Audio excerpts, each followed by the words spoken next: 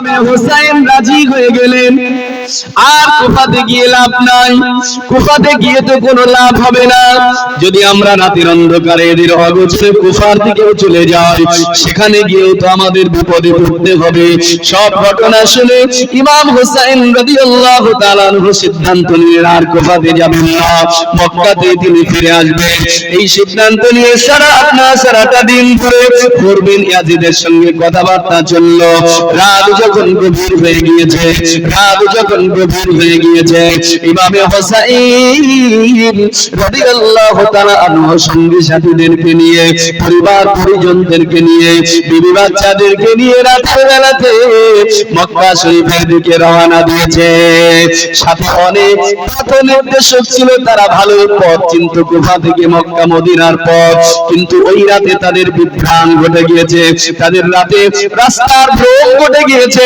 সারা রাত ধরে কাফেলা চললো, মক্কার দিকে চললো, কিন্তু না তারা চলতে চলতে পথের বিভ্রাম ঘটে গিয়েছে, পথ ভুলে গিয়েছে। তারা সারা রাত ঘুরে দেখা গেল ভোর যখন হয়েছে, সকাল যখন হয়ে গিয়েছে, ইমাম হোসেন দেখতে পেল তারা যেখানে ছিল একেবারে সেখানে এসেই আবার পৌঁছে গিয়েছে। যেখান থেকে ফিরে যাওয়ার জন্য যাত্রা করেছে মক্কার দিকে, সারা রাত কাফেলা চলে সকালবেলা আবার সেই হেরাতেই পৌঁছে গিয়েছে, হেরাত নামক জায়গাতে। হুর বিন ইয়াজিদ বললেন, ভাই আপনি যাননি? ইমাম আপনি রাতে চলে যাননি? হযরত ইমাম হোসেন বললেন, ভাই সারা রাত আমরা কাফেলা চলেছি, কিন্তু নিয়তি আমাদেরকে আবার এই জায়গায় পৌঁছে দিয়েছে, আবার আমাদেরকে এখানেই পৌঁছে দিয়েছে। আমার ভাইজানেরা, ও মুসলমানের ছেলেরা, নওজোয়ান ছেলেরা, কপাল কাউকে কেটে নিতে পারে না, তাকদীরে যা লেখা আছে সেটাই হবে। আল্লাহ পাক আমাদের তাকদীরের ভালো মন্দ যা কিছু সব আগে ভাগেই লিখে দিয়েছে। আমাদের তাকদীর এই জমিন আসমান সৃষ্টির 50,000 বছর আগে আল্লাহ তাকদীর লিখে রেখে দিয়েছে। ইমামে হোসেন বললেন, ভাই সারা রাত আমরা চললাম, কিন্তু ভোরবেলাতে যে জায়গাতে ছিলাম সেখানেই পৌঁছে গিয়েছি। বললেন, তাহলে ভাই আবার আপনার সারা দিন ধরে আমাদের কথাবার্তা চালিয়ে যায়, আমার সৈন্য বাহিনীরা মনে করবে এখনো আমার আপনার সঙ্গে আলোচনা চলছে, তাই আপনি সারাটা দিন আমার সাথে কথা বলুন। রাত যখন গভীর হবে, আমার সৈন্য বাহিনীরা যখন ঘুমিয়ে যাবে, আর রাতের বেলাতে আপনি আবারও চলে যাবেন, গোপনে আপনি পালিয়ে যাবেন। কত ঠিক আবার দ্বিতীয় রাতে সৈন্যবাহিনীরা ঘুমিয়ে গেল। তারা যখন ঘুমিয়ে পড়েছে, ইমাম হোসেন আলাইহিস সালাম সঙ্গী সাথীদেরকে নিয়ে, বিবি বাচ্চাদেরকে নিয়ে, পরিবার পরিজনদেরকে নিয়ে হেরাত থেকে আবার মক্কা দিকে রওনা দিলেন। সাক্ষী দিয়েছে দ্বিতীয় রাতে আবার সারা রাত ধরে ঘুরে তারা আবার যে জায়গাতে ছিল সেখানে পৌঁছে গিয়েছে। তারা যেখানে ছিল আবার সেখানে পৌঁছে গিয়েছে। ও মুসলমানেরা আমার, সারা রাত ঘুরে আবার সকাল যখন হলো দেখা গেল সেই হেরাতে পৌঁছে গেছে। ব্যাপারটা কি? আবার হুর বিন ইয়াজিদ বলছে, ভাই কি হলো, আজকেও জাননি? ইমাম হোসেন বললেন, ভাই সারা রাত ধরে ঘুরলাম, কিন্তু পথ ভুলে আবার এখানে পৌঁছে গেছি। 3 রাত এইভাবে গেল, কিন্তু যেখানকার মানুষ সকালে সেখানে গন্তব্যে পৌঁছাতে পারছে না। হযরত ইমামে হোসেন রাদিয়াল্লাহু তাআলা হুজুর আমার বললেন, দূরে আছে ফোরাত নদী, নদী আছে ফোরাত নদী। আমার ভাইরা, হযরত ইমামে হোসেন রাদিয়াল্লাহু তাআলা একজন ব্যক্তিকে জিজ্ঞেস করলেন, ভাই কোথায় আমরা এসেছি? লোকেরা বলল, ভাই আপনি যেখানে এসেছেন এই জায়গা হেরাত, তবে এই জায়গাটাকে মানুষেরা কারবালা বলে সকলে জানে এই জায়গার আরেকটা নাম আছে কারবালা। হযরত ইমাম হুসাইন রাদিয়াল্লাহু তাআলা আনহু কারবালা নামটা যেই শুনতে পেয়েছে, কারবালা নামটা যেই শুনতে পেয়েছে, ইমাম হুসাইন এবারে তার মাথায় চিন্তা আসলো, হায় হায় আমার তো এখানেই আমার মৃত্যু গাহ। আমার নানা জান নূর নবীর নূরের জবানে শুনেছি আমি হুসাইন যেখানে শহীদ হব সেই জায়গাটার নাম হবে কারবালা, আমি কারবালায় শহীদ হব। ইমাম হুসাইন রাদিয়াল্লাহু তাআলা ভিতরে ঢুকে পরিবার পরিজন বাচ্চা সন্তান সন্ততিদেরকে নিজের আপনজনদেরকে ডেকে ডেকে বললেন, আমরা এখান থেকে ফিরতে পারবো না, ও জায়নাব, ও বুবুজান জায়নাব, আমরা আর এখান থেকে ফিরতে পারবো না। আমি হুসাইন আমার রক্তে আজকে এই ভূমি লাল হয়ে যাবে, এই ভূমি লাল হবে। তাবু কাটিয়ে নেন, এখনই তাবু কাটানো শুরু করুন। একটা করে তাবুর খুঁটি পুঁততে শুরু করা হয়েছে। তারিখ সাক্ষী দিয়েছে খুঁটি যখনই পোতা হয় প্রত্যেকটা খুঁটির নিচে থেকে মাটির নিচে থেকে লাল রক্ত বার হয়। হযরত ইমাম হুসাইনের মা ফাতিমার কলিজার টুকরি কন্যা হযরত জাইনাব ওই লাল রক্ত দেখে ভীত সন্ত্রস্ত হয়ে যায়। ভাইজান আমরা কোথায় পৌঁছেছি ভাই, এই রক্ত ভূমিতে থাকতে পারবো না, আমার বড় ভয় হয়, আমার বড় ভয় হয়। হযরত ইমাম হুসাইন বলে, বুবুজান ধৈর্য আপনার অন্তরটা শক্ত করুন, বিপদে আপদে ধৈর্য ধারণ করুন, জেনে রাখো ধৈর্য ধারণকারীদের সঙ্গে আল্লাহ আছে। এখান থেকে আমি ফিরতে পারবো না রে বোন, এই জায়গাতে আহলে বায়াতের রক্ত রঞ্জিত হবে, এই মাটি আজকে আহলে বায়াতের রক্ত রঞ্জিত হয়ে যাবে, এখানে আমাকে শহীদ হতে হবে, ফিরতে এখানে পারবো না। ফেরার পরিস্থিতি নাই, আমার নানা জানের ভবিষ্যৎবাণী বাস্তবায়িত হবে আজকে। ইমাম হুসাইন রাদিয়াল্লাহু আনহু তাবু খাটাতে শুরু করলো। দেখা গেল দূর থেকে ফোরাত নদীর তীরে আমর ইবনে সাদের নেতৃত্বে 5000 সেনাবাহিনী ফোরাত নদীটাকে ঘিরে ফেলেছে। কয়েকদিন সফর করে তাদের মশকে যতটুকু পানি ছিল পানিটা শেষ হয়ে গেছে, পানির প্রয়োজন, পানি আনতে যাবে, ফোরাত নদীটাকে আটকে দেওয়া হয়েছে। হযরত ইমাম হুসাইন রাদিয়াল্লাহু তাআলা আনহু পানির সন্ধানে ফোরাত নদীর কাছে চলে গেল। ফোরাত নদীটা 5000 সেনাবাহিনীতে আটক করে দেওয়া হয়েছে। না না না, পানি নেওয়া যাবে না, পানি নিতে পারবে না, পানি নিতে দেওয়া হলো না। ওই ইমাম হুসাইন পানি তোমাদেরকে দেওয়া হবে না কেন? না, এজিদের এটাই হুকুম, উবাইদুল্লাহ বিন জিয়াদের এটাই হুকুম, ফোরাত নদীর পানি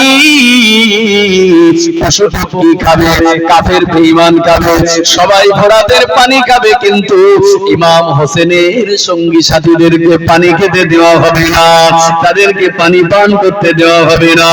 ও হযরত ইমাম হুসাইন রাদিয়াল্লাহু তাআলা আনহু বললেন, ও আমর ইবনে সাদ ব্যাপারটা কি, কেন আমাদেরকে পানি নিতে দেবে না, আর কেনই বা তোমরা এখানে আসলে?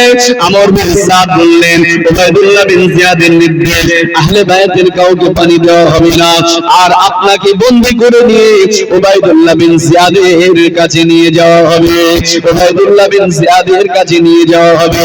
যদি আপনি আমাদের কাছে স্বাভাবিকভাবে পাকড়াও হন তাহলে উবাইদুল্লাহ বিন জিয়াদের কাছে নিয়ে যাওয়া হবে, আর চাইলে আপনি আমাদের কাছে আপনার কিনা এজিদের হাতে বায়াত গ্রহণ করতে পারেন, আর না হলে অবশ্যই আপনাকে আমাদের সঙ্গে যুদ্ধ করতে হবে, যুদ্ধের জন্য প্রস্তুতি নেন।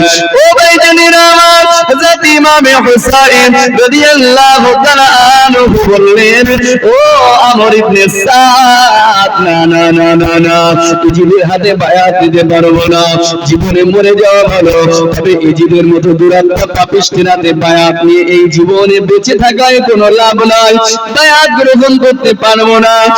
আপনার আমর ইবনে সাদ জানিয়ে দিলেন, তাহলে যুদ্ধের জন্য প্রস্তুত হয়ে যাও।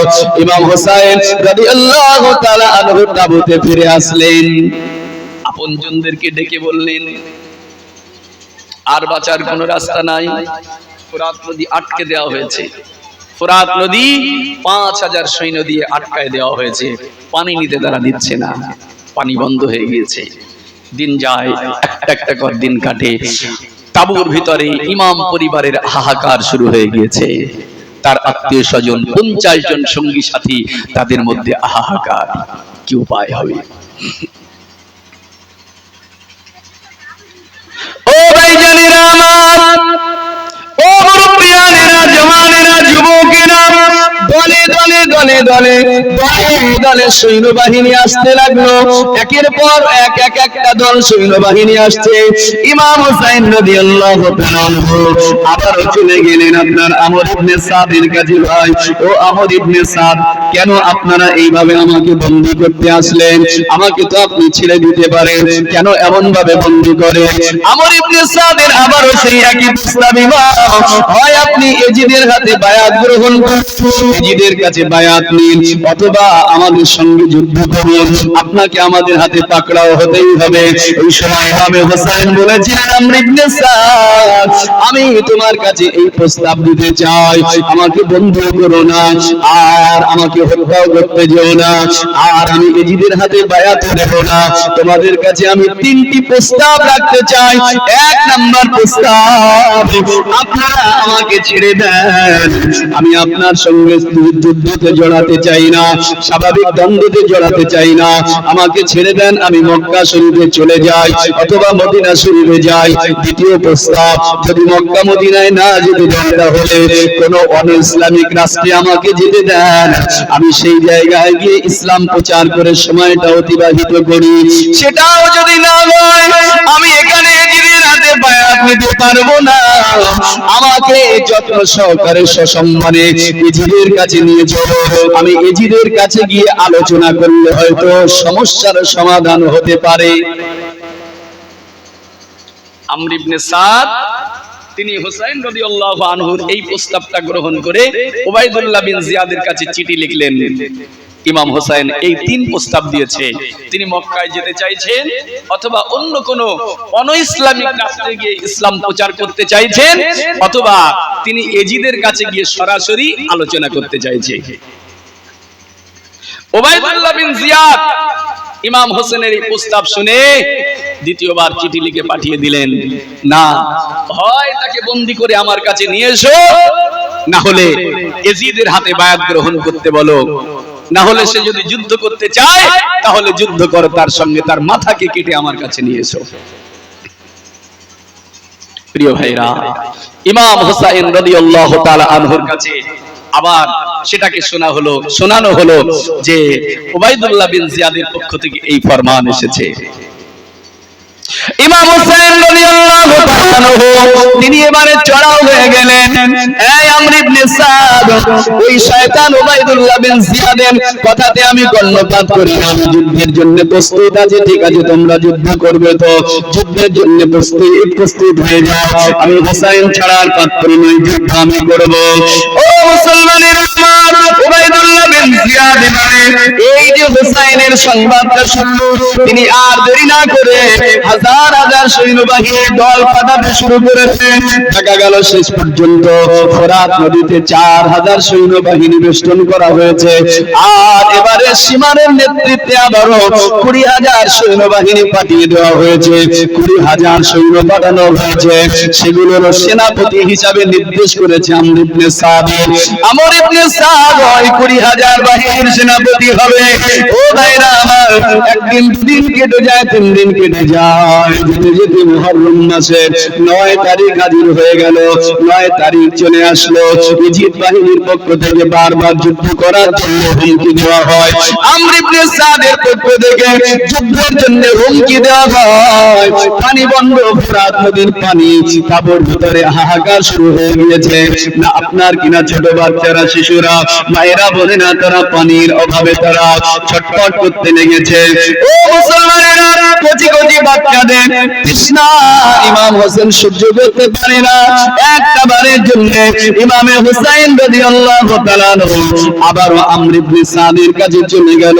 ও আমর ইবনে সাদ, যুদ্ধ হবে তো সেটা পরের কথা, কিন্তু আমাদের তাঁবুর ভিতরে যে ছোট ছোট বাচ্চাগুলো আছে, কচি কচি বাচ্চাগুলো আছে, আমরা তো নই, শুধু আমরাই তো নই, কচি কচি বাচ্চা, তারা পিপাসায় কাতর, তাদেরকে একটু পানি দেওয়া যাবে না, তাদেরকে একটু পানি দেওয়া যাবে না?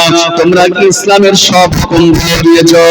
আমর ইবনে সাদ কোনো জবাব দেয় না, একটাই জবাব দিয়ে দিল, ইমামে হুসাইন, আমরা উবাইদুল্লাহ বিন জিয়াদের হুকুমটাই পালন করতে এসেছি, এর ব্যতিরেকে কিছুই আমরা করতে পারবো না। ইমামে হুসাইন নিরাশ হয়ে তাঁবুতে চলে আসলো। আমর ইবনে সাদ যুদ্ধের জন্য ঘোষণা দিতে লাগলো, যুদ্ধের জন্য ঘোষণা দিতে লাগলো, এই হুসাইন বাহিনীরা, তোমাদের মধ্যে কে আছো বার হয়ে এসো, আমরা যুদ্ধের জন্য প্রস্তুত আছি। ইমামে হুসাইন রাদিয়াল্লাহু তাআলা আনহু তাঁবুর সঙ্গী সাথীদেরকে বললেন, ও আমার সঙ্গী সাথীরা, ও আমার ভাইরা, চাচাতো ভাইরা, এরা আমার রক্ত চাই, আমি জানি তোমাদের রক্ত চায় না, এরা আমার রক্তটা চায়। তোমরা চাইলে এখন বাড়িতে চলে যেতে পারো, আমাকে ছেড়ে তোমরা ঘরেতে চলে যেতে পারো, তোমরা চাইলে বাড়িতে চলে যাও।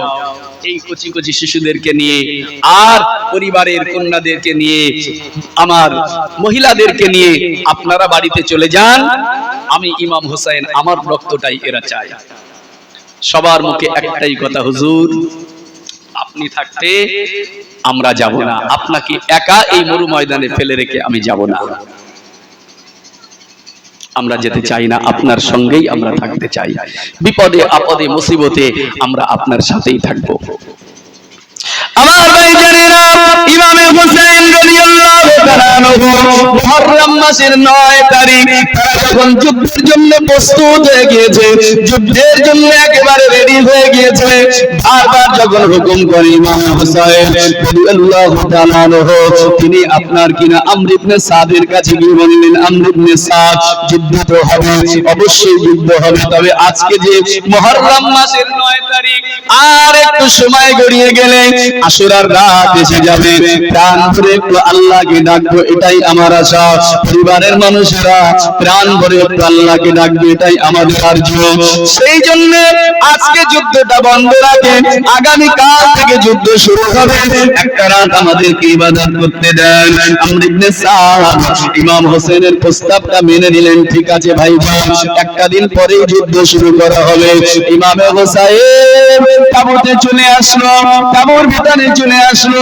সময় যেতে যেতে পূর্ব দিগন্তে, পশ্চিম দিগন্তে সূর্য অস্তমিত হলো, আস্তে আস্তে অন্ধকার চেয়ে আসলো, রাত গভীর হয়ে গেল। সারাটা রাত ধরে ইমামে হোসেন পরিবারের মানুষেরা, সঙ্গী সাথীরা তাঁবুর ভিতরে আল্লাহর ধ্যানে মগ্ন থাকলেন, আল্লাহর ইবাদতের সময় অতিবাহিত করতে লাগলেন, আল্লাহর কোরআন তেলাওয়াত করছে, সারা রাত ইবাদত, সারা রাত ইবাদত করে একেবারে শেষ রাতে গিয়ে ইমামে হুসাইন রাদিয়াল্লাহু তাআলা একটু ঘুমিয়ে গিয়েছে, একটুখানির জন্য ঘুমিয়ে গিয়েছে। ইমাম হুসাইন স্বপ্ন দেখছে, স্বপ্ন যুগে দেখতে পায় যেন দিন দুনিয়ার বাদশাহ সাইয়্যিদুল মুরসালিন রাহমাতুল লিল আলামিন হযরত ইমাম হুসাইনের সামনে এসে দাঁড়িয়ে গিয়েছে।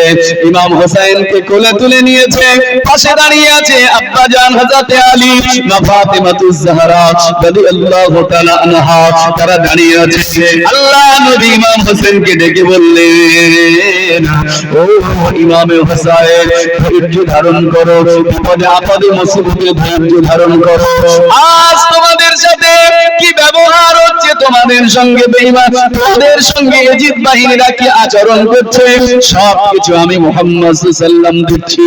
ও ইমামে হোসেন, দুনিয়ার সময় তোমার শেষ হতে চলেছে, তাদের তলোয়ারের আঘাতে তোমার দেহটা রক্তে রঞ্জিত হয়ে যাবে, তোমার সঙ্গে তারা কি নির্মম ব্যবহার করবে, সবকিছু আমি জানি, জেনে রেখে দাও। ও ইমামে হোসেন, ও নাতি বেটা শুনে রাখো, তারা তোমার সঙ্গে সঙ্গে আজকে এই দুর্ব্যবহার করছে, পরিবারের সঙ্গে যারা এই দুর্ব্যবহার করছে, কাল কিয়ামতের দিনে তারা আমি মুহাম্মদুর রাসূলুল্লাহ আমার শাফাআত থেকে বঞ্চিত হয়ে যাবে।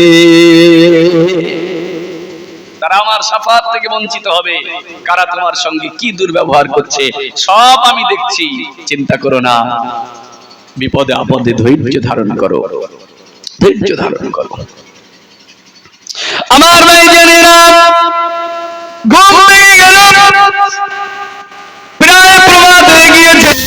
ইমামে হোসেন ফজরের নামাজ পড়ে নিলেন। তারপর সকলে ফজরের নামাজ পড়লো। ইমাম হোসেন ঘোষণা দিয়ে দিলেন, তাবুর যারাই ছিল 50 জন সঙ্গী সাথী, নিজের চাচাতো ভাই, আপনজনেরা, ভাতিজারা যারাই ছিল, সকলকে ধরে সকলকে কাছে নিয়ে তিনি বক্তৃতা দিলেন। হে আমার সঙ্গী সাথীরা, ও আমার ভাইরা, ও আমার ভাতিজারা, শুনে রেখে দাও, এই এজিদ বাহিনীরা তারা আমার রক্তটা চায়, তারা আমার রক্ত চায়, তাদের দ্বারা আমার রক্ত রঞ্জিত হতে হবে। কারবালার ময়দান আজকে আমার রক্তে লাল হয়ে যাবে। তারা আমার রক্তটাই চায়, তারা তোমাদেরকে চায় না। যাও যাও, আজকে তোমরা ঘরেতে চলে যাও, বাড়িতে চলে যাও, তোমরা মক্কা শরীফে ফিরে যাও, মদিনা শরীফে ফিরে যাও। আমি ইমাম হোসেন তাদের সঙ্গে যুদ্ধ করে শহীদ হব, তোমরা ফিরে যাও। সবাই এক বাক্যে বলে উঠলেন, ও ইমাম, আপনাকে ছেড়ে কোনো মতেই আমরা এখানে এই মরুপ্রান্তরে মরুভূমিতে একা ফেলে রেখে আমরা কখনো ফিরে যেতে চাই না। আপনার সঙ্গেই আমরাও আমাদের প্রয়োজনে জান বিসর্জন দিতে রাজি আছি। জোরে বলুন সুবহানাল্লাহ। ইমাম হোসেন যতই বোঝায় কোনোভাবে তারা শোনে না। আস্তে আস্তে রৌদ্র প্রখর হচ্ছে, দিন গড়িয়ে আসছে। এদিক থেকে এজিদ বাহিনীরা তারা হুঙ্কার দিচ্ছে, তাবুর মধ্যে কি আছো, কোন পালোয়ান আছো, বার হয়ে এসো, যুদ্ধের জন্য প্রস্তুত হও। আমরা যুদ্ধের জন্য রেডি, যুদ্ধের জন্য প্রস্তুত আছি আমরা, তোমরাও প্রস্তুত হও। আমার ভাইজানেরা,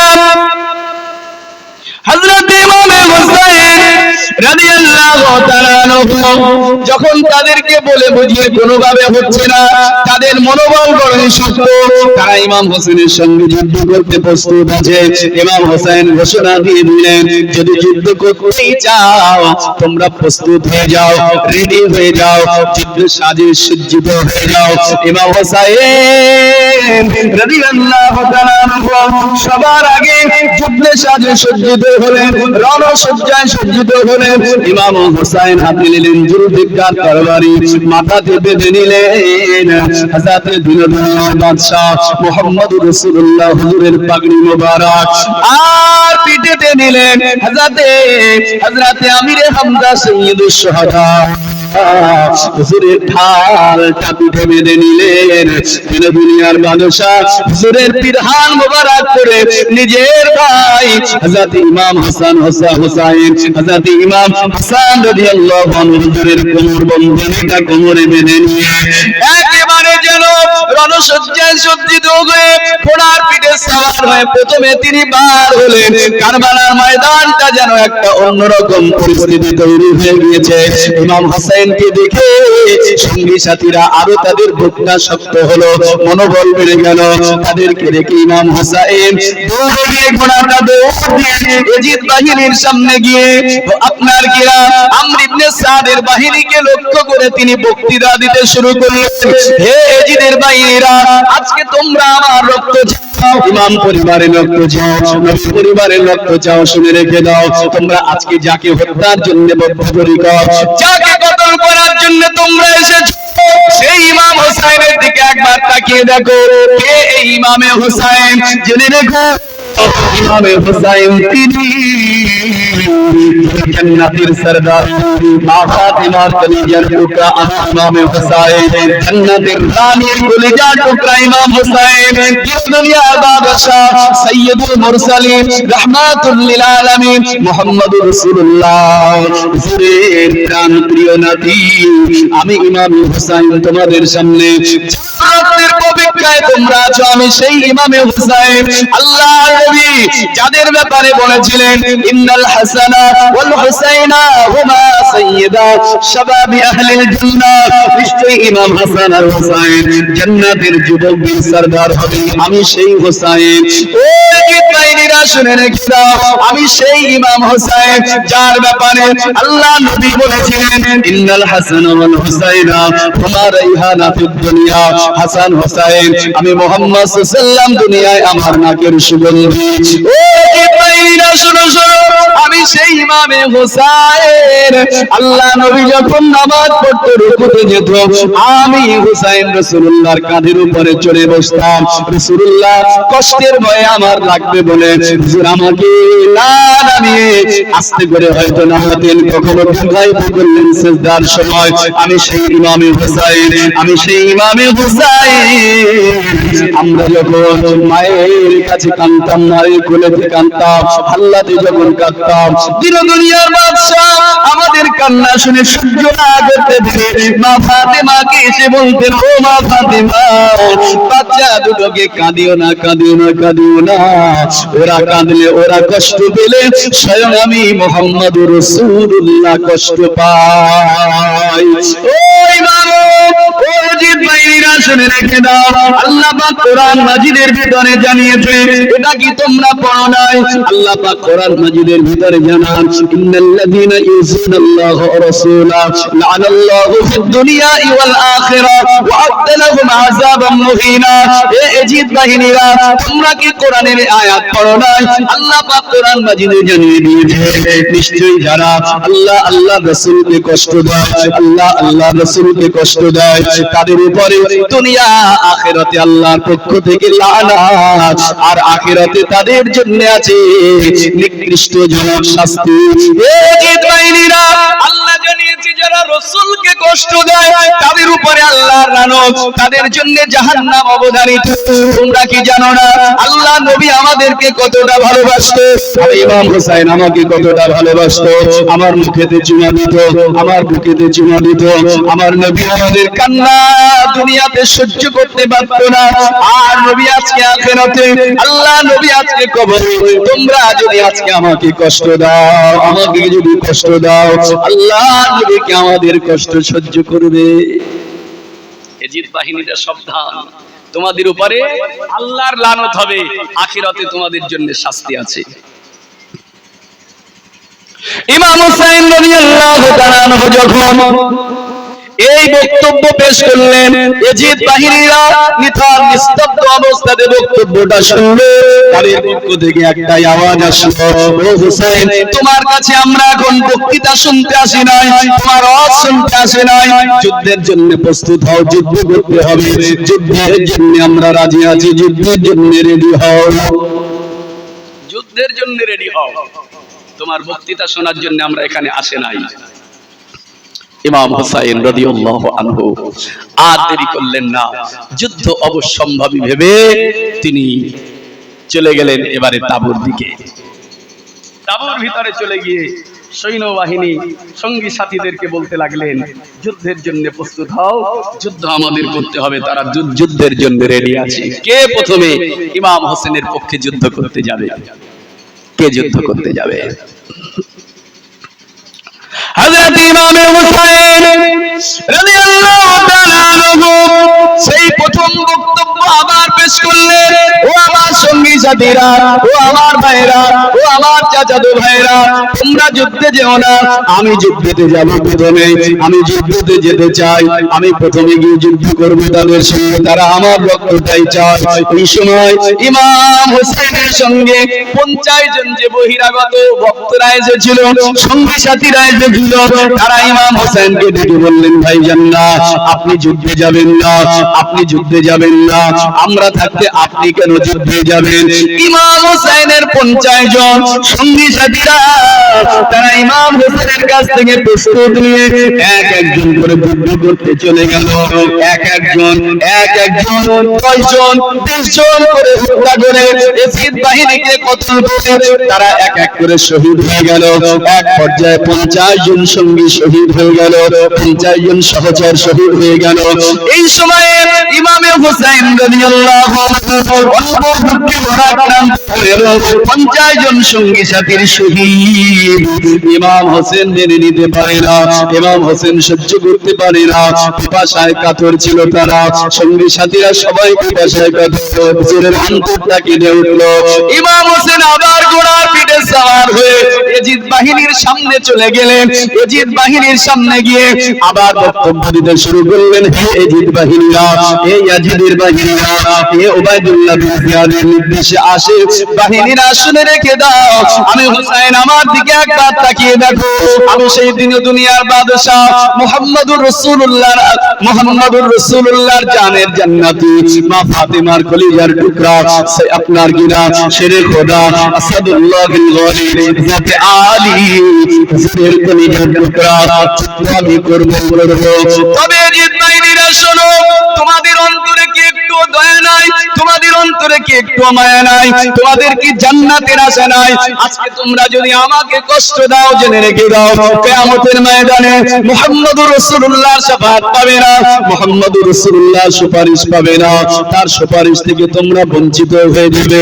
ওই সময় ইমামে হুসাইন তাদের মধ্যে ঘোষণা দিলেন, হে ইয়াজিদ বাহিনীরা, আজকে আমি করুণ মুহূর্তে আছি, কঠিন পরিস্থিতিতে আছি, তোমাদের মধ্যে কে এমন আছো, তোমাদের ভিতরে কে এমন আছো আজকে আমি ইমাম হুসাইন আমাকে সাহায্যের জন্য এগিয়ে আসবে, আমার পক্ষ অবলম্বন করতে পারবে, এমন কি তোমাদের ভিতরে কেউ আছে? ইমাম হোসেনের এই বক্তব্য, ইমাম হোসেন বলতে লাগলেন, যে আজকে আমাকে সাহায্যের জন্য আসবে এই কঠিন মুহূর্তে, আমি ইমাম হোসেন কথা দিলাম কাল কিয়ামতের ময়দানে নানাজার কাছে থেকে, নানাজানের কাছে থেকে শাফাআত করে সুপারিশ করে তাকে আল্লাহর বেহেশতে নিয়ে যাব। এই বক্তব্য যখন ইমাম হোসেন রাখলেন, ইয়াজিদ বাহিনীর হোর বিন ইয়াজিদ, যিনি সর্বপ্রথম ইমাম হোসেনকে বন্দী করেছিল, ইমাম হোসেনকে আটক করেছিল, ওই হোর বিন ইয়াজিদ তিনি প্রথম থেকে ইমাম হোসেনকে ভালোবাসে, অন্তরে ইমাম হোসেনের মায়া আছে, তাই হোর বিন ইয়াজিদের অন্তরটা কাঁপতে শুরু করলো, হোর বিন ইয়াজিদের অন্তরটা কাঁপতে শুরু করেছে, হায় হায় হায় হায়, আজকে আমি কোথায় আছি, কাকে কষ্ট দেব আমরা আজকে? ইমাম হোসেনকে যদি কষ্ট দেই কিয়ামতে আমাদের জাহান্নাম অনিবার্য, আখিরাতে আমাদের ধ্বংস হয়ে যাবে। তাই হোর বিন ইয়াজিদের অন্তরটা কাঁপতে লাগলো, আর হৃদয়টা দুরু দুরু করতে লাগলো, তিনি এপাশ ওপাশ করে। আপনার কিনা ওই সময় আমর ইবনে সাদ হোর বিন ইয়াজিদের দিকে তাকিয়ে দেখতে পেল, হোর বিন ইয়াজিদের অন্তরে যেন একটা অস্বস্তির ভাব, তার ভিতরে যেন একটা অস্বস্তির ভাব আছে। হোর বিন ইয়াজিদ লক্ষ্য করে আমর ইবনে সাদ বললেন, এ হোর বিন ইয়াজিদ, তোমাকে তো অনেক যুদ্ধের ময়দানে দেখেছি, সব জায়গায় তুমি বীর বিক্রমে যুদ্ধ করেছো, তোমার মধ্যে কোনো বিষণ্ণতা দেখেনি, আজকে কেন ইমাম হোসেনকে সামনে পেয়ে, ইমাম হোসেনকে দেখে কেন তুমি এমন বিষণ্ণ অবস্থায়? তোমার অন্তর কেন কাঁপে? তোমার অন্তরে যেন একটা ত্রাস ভয় যেন আছে, আমি লক্ষ্য করছি। ওই সময়ে হোর বিন ইয়াজিদ ইমাম হোসেনকে লক্ষ্য করে বক্তব্য দিতে লাগলেন, ইমাম হোসেন, ও ইমামে হোসেন, ও ইমামে হোসেন, আজকে আমি কোন দিকে যাব? জাহান্নামের দলে থাকবো না জান্নাতের দলে থাকবো?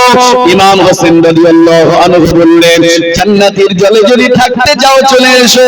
ওই সময় হোর বিন ইয়াজিদ বললেন, ভাই ও ইমাম হোসেন, এতক্ষণ পর্যন্ত আপনাকে কষ্ট দিয়েছি, এতক্ষণ পর্যন্ত অনেক কথা দিয়েছি, ভুল করেছি, অপরাধ করেছি, অন্যায় করেছি, একবার আপনি কথা দেন না, যদি এখনই আমি এই দলটা ছেড়ে আপনার দলে চলে যাই, আপনাকে যদি আমি সহযোগিতার হাতটা বাড়িয়ে দিই, কাল কিয়ামতের ময়দানে কি দিন দুনিয়ার বাদশার শাফাআত পাবো, নূর নবীর শাফাআত কি আমি পাবো? আল্লাহ নবীর কাছ থেকে কি হাউজে কাউসারের পানি খেতে পারবো? ইমাম হোসেন বললেন, ও হোর বিন ইয়াজিদ, হ্যাঁ, যদি তুমি আজকে আমি ইমাম হোসেনের আমার এই কঠিন মুহূর্তে আমার সাহায্যের হাতটা যদি বাড়িয়ে দাও, আমার দলে যদি চলে আসো, আমি ইমাম হোসেন কথা দিলাম, কাল কিয়ামতের ময়দানে দিন দুনিয়ার বাদশা হুজুরের কাছ থেকে শাফাআত করিয়ে নিয়ে, সুপারিশ করিয়ে নিয়ে আপনাকে আল্লাহর বেহেশতে নিয়ে যাব। হোর বিন ইয়াজিদ হুর বিন ইয়াজিদ আর এক মুহূর্ত দেরি করলেন না, সঙ্গে সঙ্গে ঘোষণা দিয়ে দিলেন, আমর ইবনে সাদ, আমি জাহান্নামীর দলে থাকলাম না, এখনই আমি তোমাদের দল ত্যাগ করে আমি জান্নাতীদের দলে চলে গিয়েছি। জোরে বলুন সুবহানাল্লাহ। ইমাম হোসেন এটা তার অন্তর্দৃষ্টি দিয়ে, তার ইলমে মারিফাতের নূর দিয়ে দেখতে পেয়েছিলেন যে জাহান্নামীদের দলে একজন জান্নাতি আছে। তাই ইমাম হোসেন দ্বিতীয়বারের জন্য বক্তব্য দেওয়ার জন্য গিয়েছিলেন। ওই জাহান্নামীদের দলে হুর বিন ইয়াজিদ থাকতে পারে না, ও তো জান্নাতীদেরই লোক, আমাদেরই দলে। হুর বিন ইয়াজিদ যখনই চলে আসলো, তার সঙ্গে সাথে কিছু ভক্ত তারাও চলে আসলো হুর বিন ইয়াজিদের সাথে। ইমাম হোসেনের দলভুক্ত হয়ে গেল, তারা ইমাম হোসেনের সাথী হয়ে গেল। ও ভাইরা আমার, এবারে কে যুদ্ধের জন্য এগিয়ে যাবে? ইমাম হোসেন তাঁবুর ভিতরে গিয়ে নিজেই প্রথমে যুদ্ধের জন্য আগুয়া হলেন। কিন্তু হুর বিন ইয়াজিদ বলতে লাগলেন, ভাই ও ইমামে হোসেন, ও ইমামে হোসেন, না না না না না, আমি আপনার দলে এসেছি, আমি আপনার কাছে চলে এসেছি, আমি তো জান রাখার জন্য আসি নাই, আজকে আপনার জন্য জান কুরবান করে দেব, এটা জেনেই আমি এসেছি। দুনিয়ার ভবনীলা আমার সঙ্গে হবে, এটা আমি জেনেই আপনার কাছে এসেছি। সেই জন্য আর দেরি নয়, দেরি নয়, আপনি থাকুন, আপনার আগেই আমি জান্নাতে যেতে চাই, আপনার আগে আমি জান্নাতে যেতে চাই। আপনি থাকতে, আমি থাকতে আপনি জিহাদে যাবেন না, যুদ্ধ করতে যাবেন না। হুর বিন ইয়াজিদ যুদ্ধের জন্য প্রস্তুত হয়ে গেল, যুদ্ধের জন্য প্রস্তুত হয়ে গেল। হুর বিন ইয়াজিদ যুদ্ধ করতে চলে গেলেন। ও ভাইরা আমার, হুর বিন ইয়াজিদ বিক্রম গতিতে যুদ্ধ করলো। তিনি অসংখ্য ইজিদ বাহিনীকে জাহান্নামায় পাঠিয়ে দিয়েছে। এক পর্যায়ে তীরের আঘাত আর সহ্য করতে পারে না, তীরের পরে তীর, তীরের পরে তীর, অস্ত্রের আঘাতে আঘাতে, তীরের আঘাতে আঘাতে রক্তাক্ত হয়ে হযরত হুর বিন ইয়াজিদ কারবালার ময়দানে পড়ে গেল। তাদের ভিতর থেকে একজন হুর বিন ইয়াজিদের মাথাটাকে দুটুকরো করে দিল, হাত থেকে মাথাটা আলাদা করে দিল। একটা করে হুর বিন ইয়াজিদের সঙ্গী সাথীরা যারা ইয়াজিদ দল থেকে ফিরে এসেছিল, তারা একটা একটা করে পর পর যুদ্ধে গেল, সবাই শহীদ হয়ে গেল, সবাই তাদের জানকে কুরবান করে দিল। এখন এবারে আছে ইমাম হোসেনের সঙ্গী সাথীরা, এবারে কে যুদ্ধে যাবে, কাকে যুদ্ধে পাঠানো হবে? আমার ভাইজানেরা, দ্বিতীয়বারের জন্য হযরত ইমামে হোসেন আবার তিনি যুদ্ধে যাওয়ার জন্য প্রস্তুত হচ্ছেন। ওই সময় হযরত আলীর ভাই তিনি ছুটে চলে আসলেন। হযরত আলীর ভাই তিনি ছুটে চলে আসলেন, এসে বললেন, হুজুর আপনি যাবেন না। আব্দুল্লাহ বিন আকিল তিনি চলে আসলেন। আব্দুল্লাহ বিন আকিল মুসলিম বিন আকিলের ভাই, তিনি চলে আসলেন, এসে বললেন, ও ভাইজান আপনি যুদ্ধে যাবেন না, আমি আব্দুল্লাহ বিন আকিল থাকতে আপনি যুদ্ধে যাবেন না, আমি যুদ্ধে যাব। ইমাম হোসেন নিজের চাচাতো ভাই আব্দুল্লাহ বিন আকিলকে বুকের সঙ্গে জড়িয়ে নিলেন, মুখে আদরের চুমা দিলেন। ও ভাই আপনি যুদ্ধে যাবেন না, আপনাকে যুদ্ধে যেতে হবে না, আপনার মাঝে বড় কষ্ট আছে, আপনার মায়ের অন্তরে বড় ব্যথা, আপনার মায়ের মনে বড় ব্যথা, আপনার ভাই শহীদ হয়ে গিয়েছে, আপনার ভাই শহীদ হয়ে গিয়েছে, ইয়াজিদ বাহিনী নির্মম ভাবে শহীদ করেছে, আপনার মায়ের অন্তরে বড় দুঃখ ব্যথা, আপনাকে জিহাদে পাঠিয়েছে, আমি আর আপনার মাকে দ্বিতীয়বার ব্যথা দিতে চাই না, বরং আপনি বাড়িতে চলে যান, আমাদেরকে রেখে চলে যান। ওই সময় আব্দুল্লাহ বিন আকিল বলেছিলেন, ভাই না না না না, আপনাকে একা রেখে কখনোই আমরা বাড়িতে যেতে পারি না, আমি যুদ্ধে যাব। আব্দুল্লাহ বিন আকিল ইমাম হোসেনের কাছে আবেদন নিবেদন করে বললেন, ভাই আমাকে আপনি যুদ্ধে পাঠান, আমাকে আপনি যুদ্ধে পাঠিয়ে দেন। হযরত আব্দুল্লাহ বিন আকিল তার অনুনয়, তার আবেদন শুনে আর সহ্য করতে পারলেন না। হযরত ইমাম হোসেন তাকে যুদ্ধের জন্য পাঠিয়ে দিলেন, যান ভাই আপনি চলে যান, যুদ্ধে চলে যান। মুখে আদরের চুমো দিয়ে আদর করে স্নেহ করে পাঠিয়ে দিলেন হযরত আব্দুল্লাহ বিন আকিল। এজিদের সেনাবাহিনীর সামনে গিয়ে হুঙ্কার দিতে লাগলেন, হে এজিদের সৈন্যবাহিনীরা, আমরা যে নবী বংশ, আমাদের অন্তরে ভয় নাই, আমাদের অন্তরে ত্রাস নাই, কে আছো এসো আমার সঙ্গে যুদ্ধ করো, আমার রক্তে তোমাদের হাতকে রঞ্জিত করো। ও ভাইরা আমার, আব্দুল্লাহ বিন আকিলের হুঙ্কার শুনে এজিদ বাহিনীরা তত্তর করে কাঁপে, আগে আসতে পারে না, আগে আসতে চায় না। ওই সময়তে আপনার কিনা আমর ইবনে সাদ হুঙ্কার দিয়ে বললেন, হে এজিদের বাহিনীরা, তোমরা যে আজকে কাপুরুষ হয়ে গেছো, যাও আব্দুল্লাহ বিন আকিলকে এখনই হত্যা করে দাও, একসঙ্গে গিয়ে তাকে হত্যা করো। তারা তার উপরে আক্রমণ করলো, তীর চালাতে লাগলো, কিন্তু আব্দুল্লাহ বিন আকিল তিনি তো ভয় করার নয়, তিনি তীর চালাতে লাগলেন, তলোয়ার চালাতে লাগলেন, তার সামনে কেউ দাঁড়াতে পারে না, তিষ্ঠিতে পারে না, একটার পর এক তাদেরকে হত্যা করছে, তাদের মাথাগুলো জমিনে পড়ছে। এক পর্যায়ে তার উপরে তীরের উপরে তীর, তীরের উপরে তীর, চারিদিক থেকে তীর বর্ষণ হয়ে তার দেহটা কত বিক্ষত হয়ে যায়, আব্দুল্লাহ বিন আকিলের দেহটা কত বিক্ষত হয়ে যায়, হুজুরের দেহ থেকে রুধিধারা ঝরে যায়, রক্ত ঝরে ঝরে তার দেহটা দুর্বল হয়ে গেল। হুজুর জমিনের উপরে পড়ে গেলেন, একজন এজিদ বাহিনী এসে হুজুরের উপরে তলোয়ারের আঘাত করলেন, হযরত আব্দুল্লাহ বিন আকিলের মাথাটা কেটে জমিনে ফেলে দিলেন। ইমামে হোসাইন ছুটে ছুটে আব্দুল্লাহ বিন আকিলের কাছে পৌঁছে গেলেন। হায় হায় ভাইজান, ও ভাই আব্দুল্লাহ বিন আকিল, দুনিয়া ছেড়ে চলে গেলেন, যাও যাও জান্নাতে গিয়ে জান্নাতি শরবত পান করো ভাই, জান্নাতি শরবত পান করে দাও। ও ভাইরা আমার, ইমাম হোসেন কাঁদতে কাঁদতে তাঁবুতে ফিরে আসলেন, তাঁবুতে ফিরে আসলেন। যখন তাঁবুতে আসলো, দেখা গেল ইমাম হোসেনের আর একজন বৈমাত্র আবু বকর বিন আলী। আবু বকর বিন আলী এসে বলছে, ভাই ও ইমামে হোসেন, আপনি আমাকে এবার যুদ্ধে যেতে দেন, আমাকে যুদ্ধে যেতে দেন। ইমামে হোসেন বললেন, ভাই না, আপনাকে যুদ্ধে যেতে হবে না, আমি নিজেই এবারে যুদ্ধে যাব। আবু বকর ইবনে আলী বললেন, ভাই ও ইমামে হোসেন, জানেন না আমাদের শরীরে যে আছে শেরে খোদা আসাদুল্লাহিল গালিব, হযরত আলীর রক্ত আমাদের শরীরে আছে, আমরা ভয় করার পাত্র নাই, আমাদের দুনিয়া আখিরাতে চিন্তা নাই, আপনি অনুমতি দেন, আমি চলে যাই, যুদ্ধ করার জন্য চলে যাই। অনুনয় বিনয় করলে বললেন, ভাই আমাকে যুদ্ধে যাওয়ার অনুমতি দেন। ইমামে হুসাইন অনুনয় বিনয় শুনে ভাইকে বুকে আলিঙ্গন করে, মুখে আদরের ছোঁয়া দিয়ে, বুকে জড়িয়ে ধরে ভালোবাসা দিয়ে, মায়া দিয়ে বললেন, ভাই যুদ্ধে যাও। হযরত আবু বকর ইবনে আলী যুদ্ধে গেলেন, বেশিক্ষণ টিকতে পারলেন না, শহীদ হয়ে গেলেন। আবু বকর বিন আলী শহীদ হলো। একটা করে ইমাম পরিবারকে তারা ধ্বংস, হত্যা করছে, শহীদ করছে। প্রিয় ভাইরা, এবারে কি যুদ্ধে যাবে, কাকে যুদ্ধে পাঠানো হবে?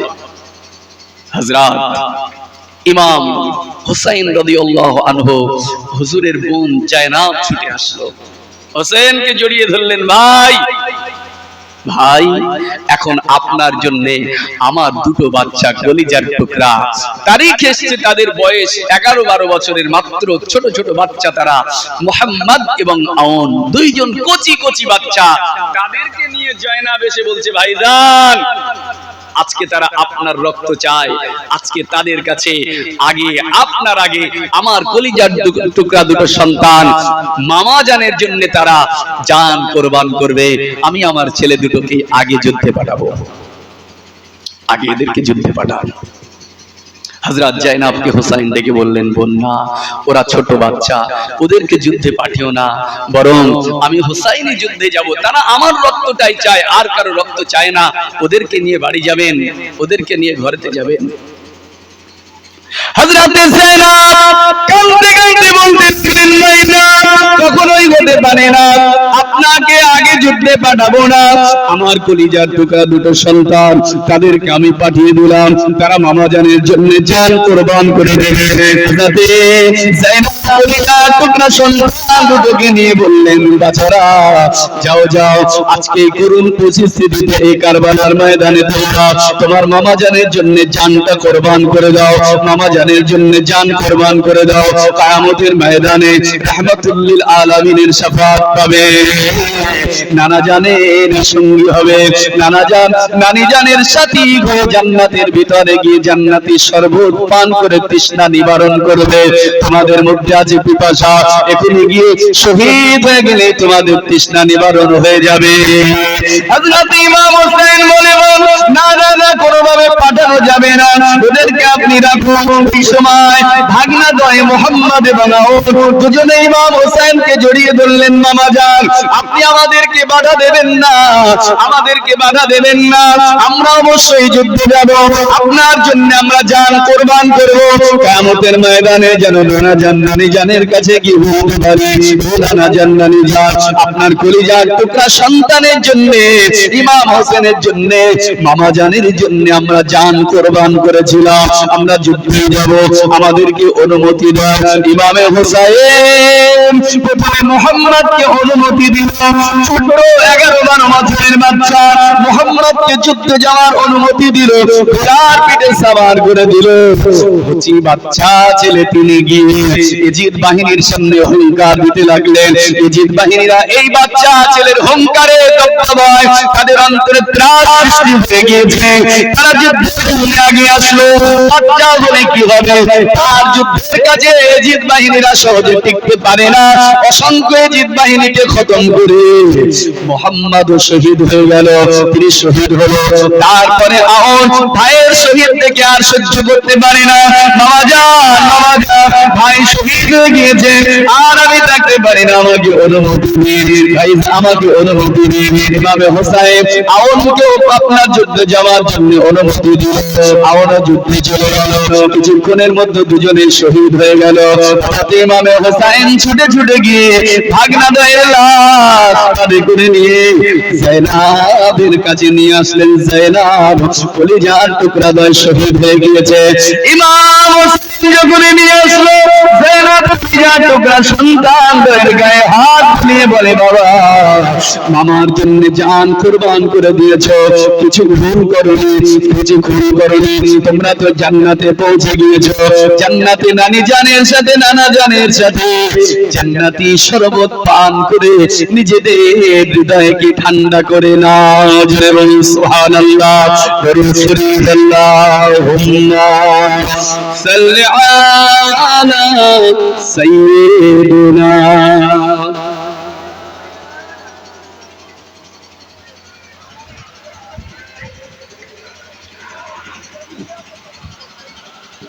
আল্লাহুম্মা সাল্লি আলা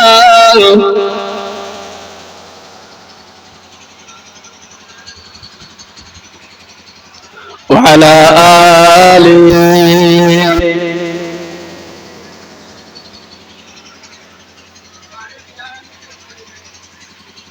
আল্লাহুম্মা সাল্লি আলা সাইয়্যিদিনা।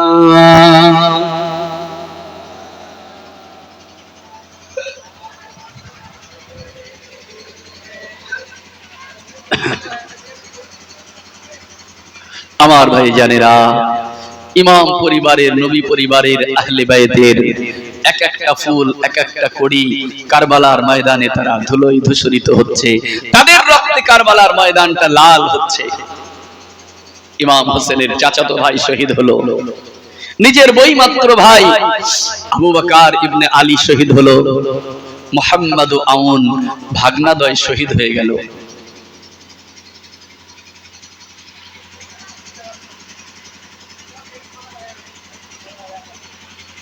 একটা একটা করে শহীদ হচ্ছে ইমাম পরিবারের। ইমাম হুসাইন রাদিয়াল্লাহু তাআলা আনহু, তার অন্তরটা দুঃখে ভরাক্রান্ত, তার অন্তর কাঁদছে। কে যুদ্ধে যাবে? প্রিয় ভাইরা আমার, ইমাম হুসাইন রাদিয়াল্লাহু আনহু বারবার তিনি যুদ্ধে যাওয়ার জন্য প্রস্তুত নিচ্ছে, কিন্তু ইমাম হোসেনকে কেউ যেতে দিচ্ছে না। না, আগেই আমরা যাব। যখনই মুহাম্মদ শহীদ হয়ে গেল, কে মানে যুদ্ধ করতে যাবে? ইমাম হোসেন তো রেডি হয়ে আছে, সঙ্গে সঙ্গে চলে আসলো ইমাম হাসানের কলিজার টুকরা আব্দুল্লাহ বিন হাসান ছুটে আসলো। চাচা যান, চাচা যান, আর এই দুনিয়ায় বাঁচতে চাই না। আমার চাচা আবু বকর চলে গেল, আমার চাচা আব্দুল্লাহ বিন আকিল চলে গেল, ভাই মোহাম্মদ আউন চলে গেল। এই দুনিয়ায় আর বাঁচতে চাই না, আমাকে অনুমতি দিন, আমি আব্দুল্লাহ বিন হাসান এখনি গিয়ে বেঈমানদের সঙ্গে যুদ্ধ করে আপনার জন্য আমার জান কোরবান করব। ওই এজিদ বাহিনীর কাছে গিয়ে আপনার জন্য আমি শহীদ হতে চাই। হযরত ইমাম হোসেন আব্দুল্লাহ বিন হাসানকে বুকে জড়িয়ে ধরলেন। বাবা, ও ভাতিজা, তুমি যুদ্ধে যেও না ভাতিজা, তুমি বাড়িতে চলে যাও, তোমার মায়ের সঙ্গে ঘরেতে ফিরে যাবে, আহলে বাইতের সঙ্গে বাড়িতে চলে যাবে, যুদ্ধ তোমাকে যেতে হবে না।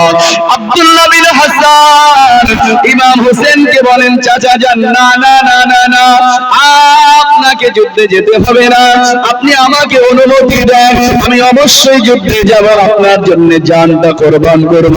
ইমাম হোসেন রাদিয়াল্লাহু তাআলা আনহু আব্দুল্লাহ বিন হাসানের দৃঢ়তায় দেখে, দৃঢ় শক্তি দেখে, দৃঢ় মনোবল দেখে তাকে অনুমতি দিলেন, যুদ্ধে যাওয়ার অনুমতি দিলেন। আদরের চুমা দিলেন মুখে, বুকে নিয়ে আদর করলেন, মুখেতে চুমা দিলেন, কপালে চুমা দিয়ে বলেন, বাবা যাও, যুদ্ধে চলে যাও, বাবা চলে যাও, যুদ্ধে চলে যাও। ইমাম হোসেনের ভাতিজা হযরত আব্দুল্লাহ বিন হাসান বলেন, চাচা যান, আমার মনে হয় আমি যদি যুদ্ধে যাই, ওই এজিদ বাহিনীকে একটাকেও আমি ফেরাবো না, তবে একটাই ভয় হয়, চাচা যান, আমার বুকটা যে পিপাসায় জর্জরিত হয়ে যায়, পিপাসায় আমার বুকটা শুকিয়ে যায়, আমার জিহ্বা ওষ্ঠগত হয়ে যায়, এটাই আমার ভয় হয়, এটাই ভয় আমাকে বাধা দেবে।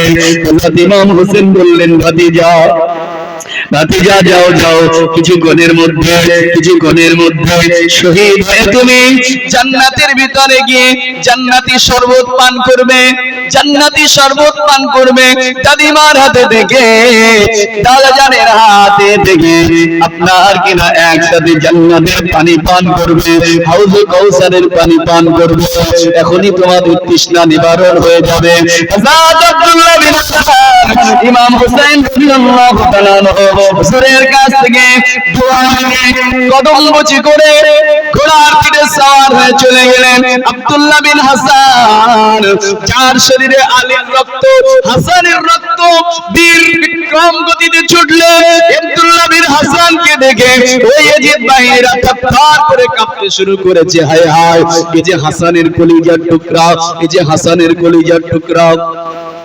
সবার অন্তরে ত্রাস, সবার অন্তরে ভয়। তারিখ সাক্ষী দিয়েছে হযরতে আব্দুল্লাহ বিন হাসান। আব্দুল্লাহ বিন হাসান যুদ্ধক্ষেত্রে গিয়ে একাধারে 80 জন এজিদ বাহিনীকে হত্যা করে, 80 জন এজিদ বাহিনীকে খতম করে, তারপরে চারিদিক থেকে তীরের আঘাতে আঘাতে জর্জরিত হয়ে তিনি দুর্বল হয়ে গিয়েছে, আর রশি চালাতে পারছে না, আর তীর চালাতে পারছে না। ওই অশোকের দলেরা এসে, এজিদ বাহিনীরা এসে আব্দুল্লাহ বিন হাসানকে শহীদ করে দিল, আব্দুল্লাহ বিন হাসানকে শহীদ করে দিল, আব্দুল্লাহ বিন হাসানকে জান্নাতের মেহমান বানিয়ে দিল। ইমাম হুসাইন ছুটে ছুটে গিয়ে জারলাকে কাঁধে করে নিয়ে এসে তাঁবুর সামনে রাখলেন, তাঁবুর সামনে রেখে ঝরঝর করে কাঁদতে লাগলেন। চোখের পানি গড়িয়ে যায়, ইমাম হোসেনের চোখের পানি গড়িয়ে যায়। ইমাম হোসেন কান্নাকাটি করে, জাইনাব বন্ধাই রয়েছে, হোসেনকে সান্ত্বনা দেয়। হযরত আব্দুল্লাহ বিন হাসানের গায়ে হাত বুলিয়ে দেয়, বাবা যাও, জান্নাতের পানি পান করো, জান্নাতের শরবত পান করো। এমন সময়তে বলে হযরত হাসানের আর একজন কলিজার টুকরা কাসেম বিন হাসান যুদ্ধ সাজে রণ সাজে সজ্জিত হয়ে বীরের মতো ইমাম হোসেনের সামনে দাঁড়িয়ে গেলেন। চাচা যান, ভাই আমার দুনিয়া ছেড়ে বিদায় নিয়েছে, এই জীবন আর রাখতে চাই না, অনুমতি দেন, আমি যুদ্ধে যাব। হযরত ইমাম হোসেন রাদিয়াল্লাহু তাআলা আনহু হযরত কাসেম বিন হাসানকে বুকের মধ্যে জড়িয়ে নিলেন। বাবা তুমি যুদ্ধে যেও না, বাবা তোমাকে যুদ্ধে যেতে হবে না, তোমার আব্বার ওসিয়াতটা তুমি পূরণ করো। তোমার আব্বা মৃত্যুর আগে ওসিয়াত করেছিল, তুমি আমার কন্যা সাকিনার সঙ্গে বিয়ে করে সংসার করবে। ও কাসেম বিন হাসান, তোমার আব্বার শেষ আরজুটা পূরণ করে তুমি আমার কলিজার টুকরা সাকিনার সঙ্গে সংসার করো, বৈবাহিক বন্ধনে আবদ্ধ থেকে তুমি যুদ্ধে যেও না।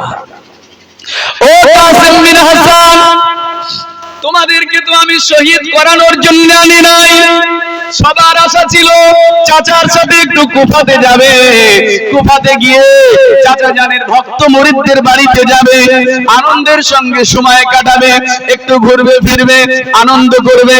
কিন্তু আজকে এই মুসিবতে তোমাদের পড়তে হয়েছে আমার কারণে। ও কাসেম বিন হাসান, তুমি বাড়িতে চলে যাও, তুমি ফিরে যাও, আহলে বাইতের নারী পুরুষ নারীদেরকে নিয়ে তুমি বাড়িতে চলে যাও, আমার কলিজার টুকরি কন্যা সাকিনাকে বিয়ে করে সংসার করো। তারিখ সাক্ষী দিয়েছে হযরত কাসেম বিন হাসান।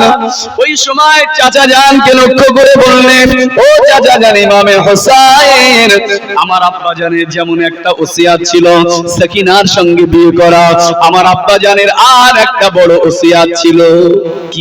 কি সেটা? চাচা জান, আমার আব্বা একদিন আমার গলাতে একটা মাদুলি ঝুলিয়ে দিয়েছিল। চাচা জান আমার গলাতে একটা মাদুলি ঝুলিয়ে দিয়ে বলেছিলেন, বাসা ও আমার কলিজার টুকরা কাসেম, ও আমার কলিজার টুকরা কাসেম, যেদিন তোমার চাচা জান হযরত হোসেন মুসিবতে পড়বে, বিপদে পড়বে, তোমার চাচা জান যেদিন জীবনের সবচেয়ে কঠিন মুসিবতের সম্মুখীন হবে, শত্রুদের সম্মুখীন হবে, সেই দিনে যেন তুমি চাচা জানকে ছেড়ে দেবে না। ও আমার চাচা জান, আজকে আমি আমার সেই মাদুলিটা করলাম, ওই মাদুলির ভিতরে আমার আব্বা জানের হাতের লেখা। তিনি বলেছিলেন, ও কাসেম, যেদিনে তোমার চাচা বিপদে পড়বে সেই দিনে এই মাদুলিটা খুলবে। ও চাচা জান, আজকে আমি আমার গলার মাদুলিটা খুলে দেখলাম, আমার আব্বা জানের হাতের লেখা, আব্বা জান এটা লিখে গিয়েছে, কাসেম বিন হাসান, সত্যিকারের যদি তুমি আমার কলিজার টুকরা হও, তুমি সত্যি যদি আমার সন্তান হও, তোমার চাচা যদি মুসিবতে পড়বে, শত্রুদের সম্মুখীন হবে, সেদিনই যেন চাচাকে একা রেখে পালিয়ে যাবে না, চাচাকে ছেড়ে পালিয়ে যাবে না। সেদিনে তোমার চাচার জন্য, তোমার চাচা জানের জন্য শত্রুদের হাতে জানকে কোরবান করে দেবে। তুমি সত্যি যদি আমার কলিজার টুকরা সন্তান হয়ে থাকো, চাচা জান, আজকে আব্বা জানের যেমন একটা ওসিয়াত ছিল আপনার মেয়েকে বিয়ে করা, তার থেকে বড় ওসিয়াত আজকে আমার কাছে এটা, সেই জন্য আব্বার হুকুমকে অমান্য করব না। আজকে আপনি আমাকে অনুমতি দেন, নিশ্চিতভাবে আমি আল্লাহর রাস্তায় আপনার জন্য আমার জানটা কোরবান করতে রাজি আছি। হযরত কাসেম বিন হাসান চাচা জানের কাছে জোর প্রস্তাব করলেন, চাচা জান আমাকে ফিরিয়ে দেবেন না, আমাকে যুদ্ধে যেতে দেন। আমার ভাইজানেরা, হযরত কাসেম বিন হাসান চাচা জানের কাছে অনুমতি নিলেন। ইমামে হোসেন ভাইপো কাসেম বিন হাসানের মুখেতে চুমা দিলেন, আদরে স্নেহ করে বললেন, বাবা যাও, যুদ্ধে চলে যাও, বেশিক্ষণ টিকতে পারবে না।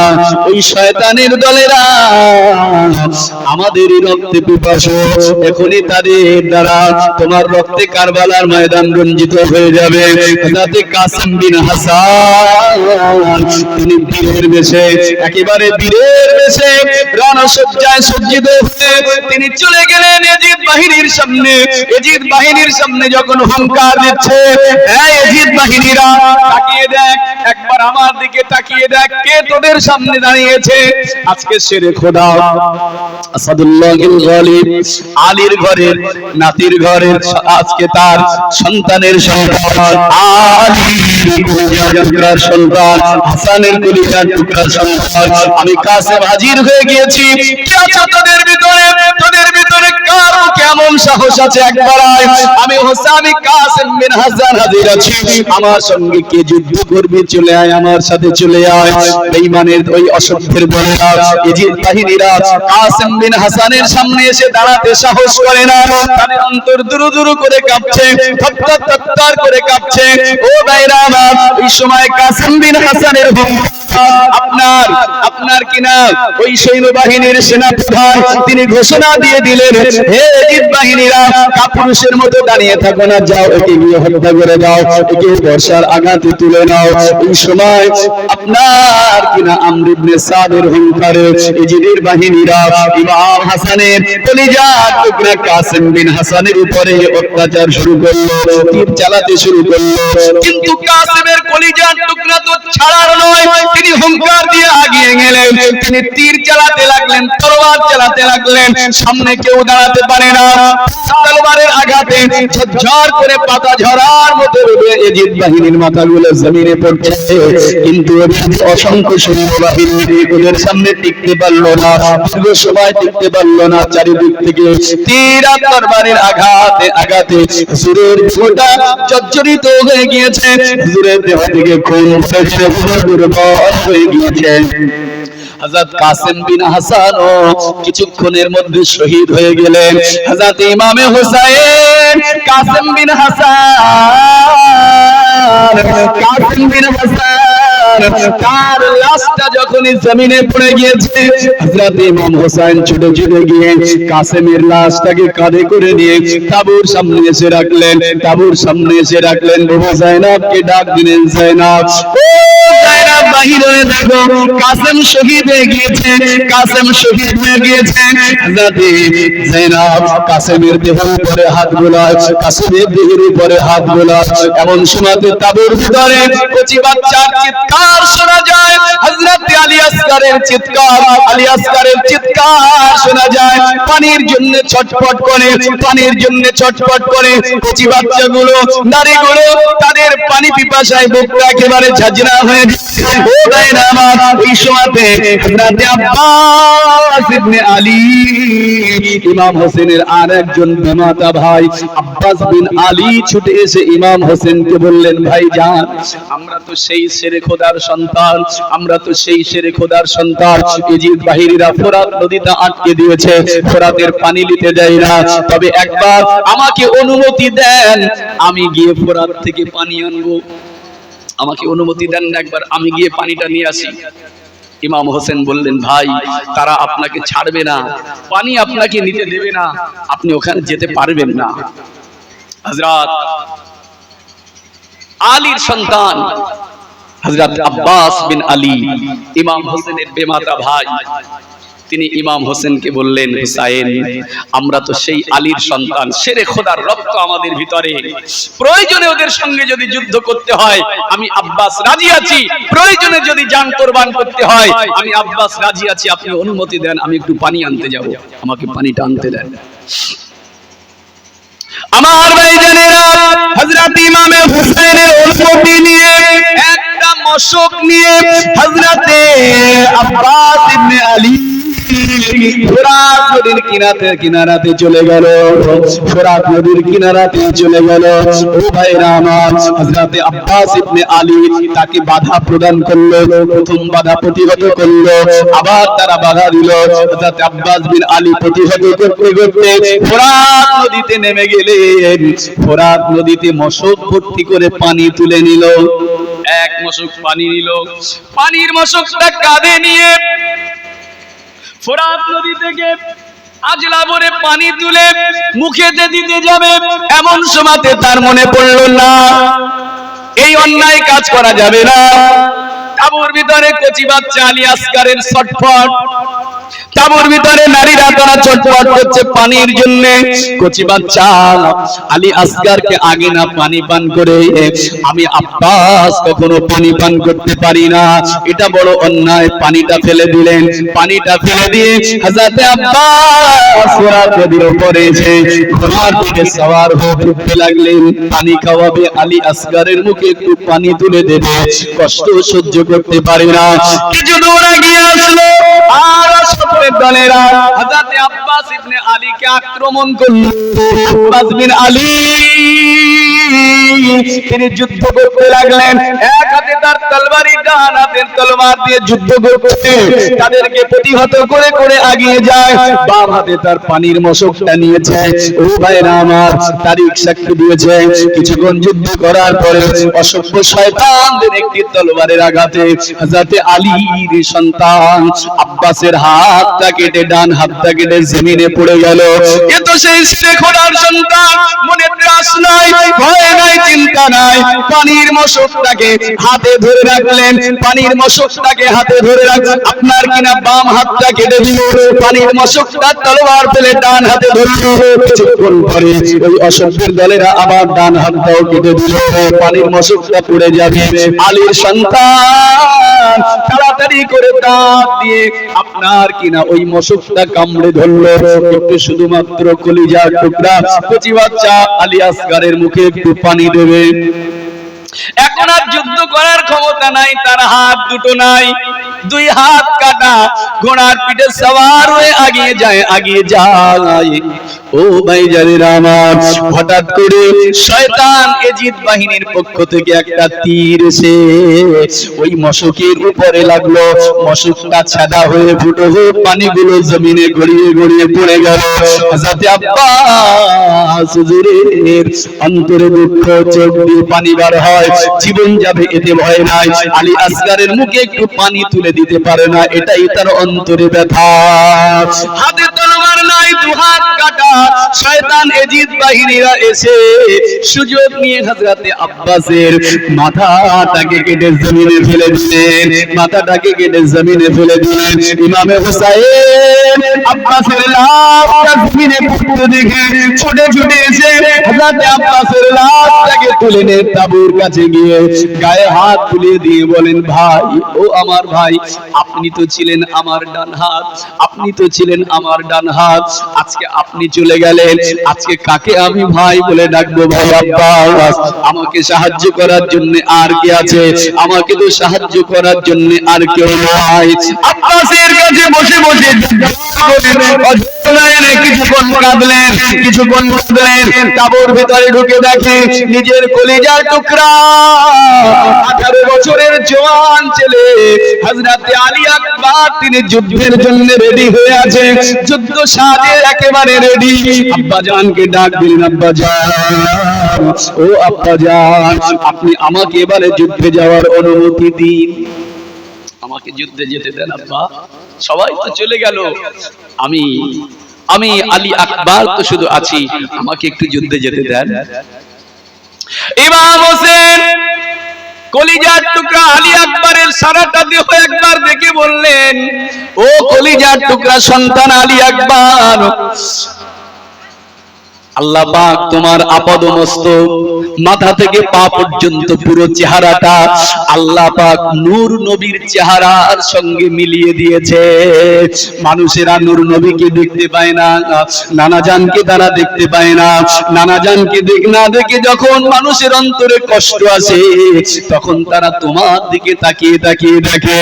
ও আলী আকবর, তোমাকে দেখে নবী দেখে দেখার স্বাদ মেটায়, তোমার আপাদ মস্তক নবীর চেহারার মতো। তুমি যুদ্ধে যেও না, শহীদ হও না। তুমি যদি যুদ্ধে শহীদ হয়ে যাও, ও আলী আকবর, কাকে দেখে মানুষেরা নবী দেখার স্বাদ মেটাবে? তুমি বাড়িতে চলে যাও।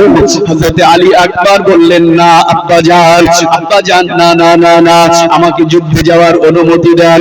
ইমাম হোসেন বলেন, বাবা তুমি যুদ্ধে যেও না, ওরা আমার রক্তটাই চায়, আমি যুদ্ধ করতে যাই, আমাকে যুদ্ধে যেতে দাও। আলী আকবর বলে, আব্বাজান, আমি থাকতে আপনাকে যুদ্ধে যেতে দিতে পারি না, আমাকে আপনি অনুমতি দেন, আমি গিয়ে যুদ্ধ করব। ও ভাইরা আমার, হযরত আলী আকবর আব্বার কাছে বারবার অনুমতি করে বললেন, আব্বাজান, আমাকে আপনি যুদ্ধে যাওয়ার অনুমতি দিন। হযরত ইমামে হোসেন রাদিয়াল্লাহু তাআলা আনহু আব্বাজান নিজের কলিজার টুকরা সন্তান আলী আকবরকে বুকে টেনে নিয়ে বললেন, বাবা যুদ্ধে যদি যেতে হয় যাও। ইমাম হোসেনের কলিজার টুকরা সন্তান, আলীর ঘরের সন্তান, ইমাম হোসেনের কলিজার টুকরা সন্তান হযরত আলী আকবর তলোয়ার নিয়ে ঘোড়ার পিঠে সওয়ার হয়ে ইয়াজিদ বাহিনীর সামনে গিয়ে শক্তভাবে দাঁড়িয়ে গেলেন।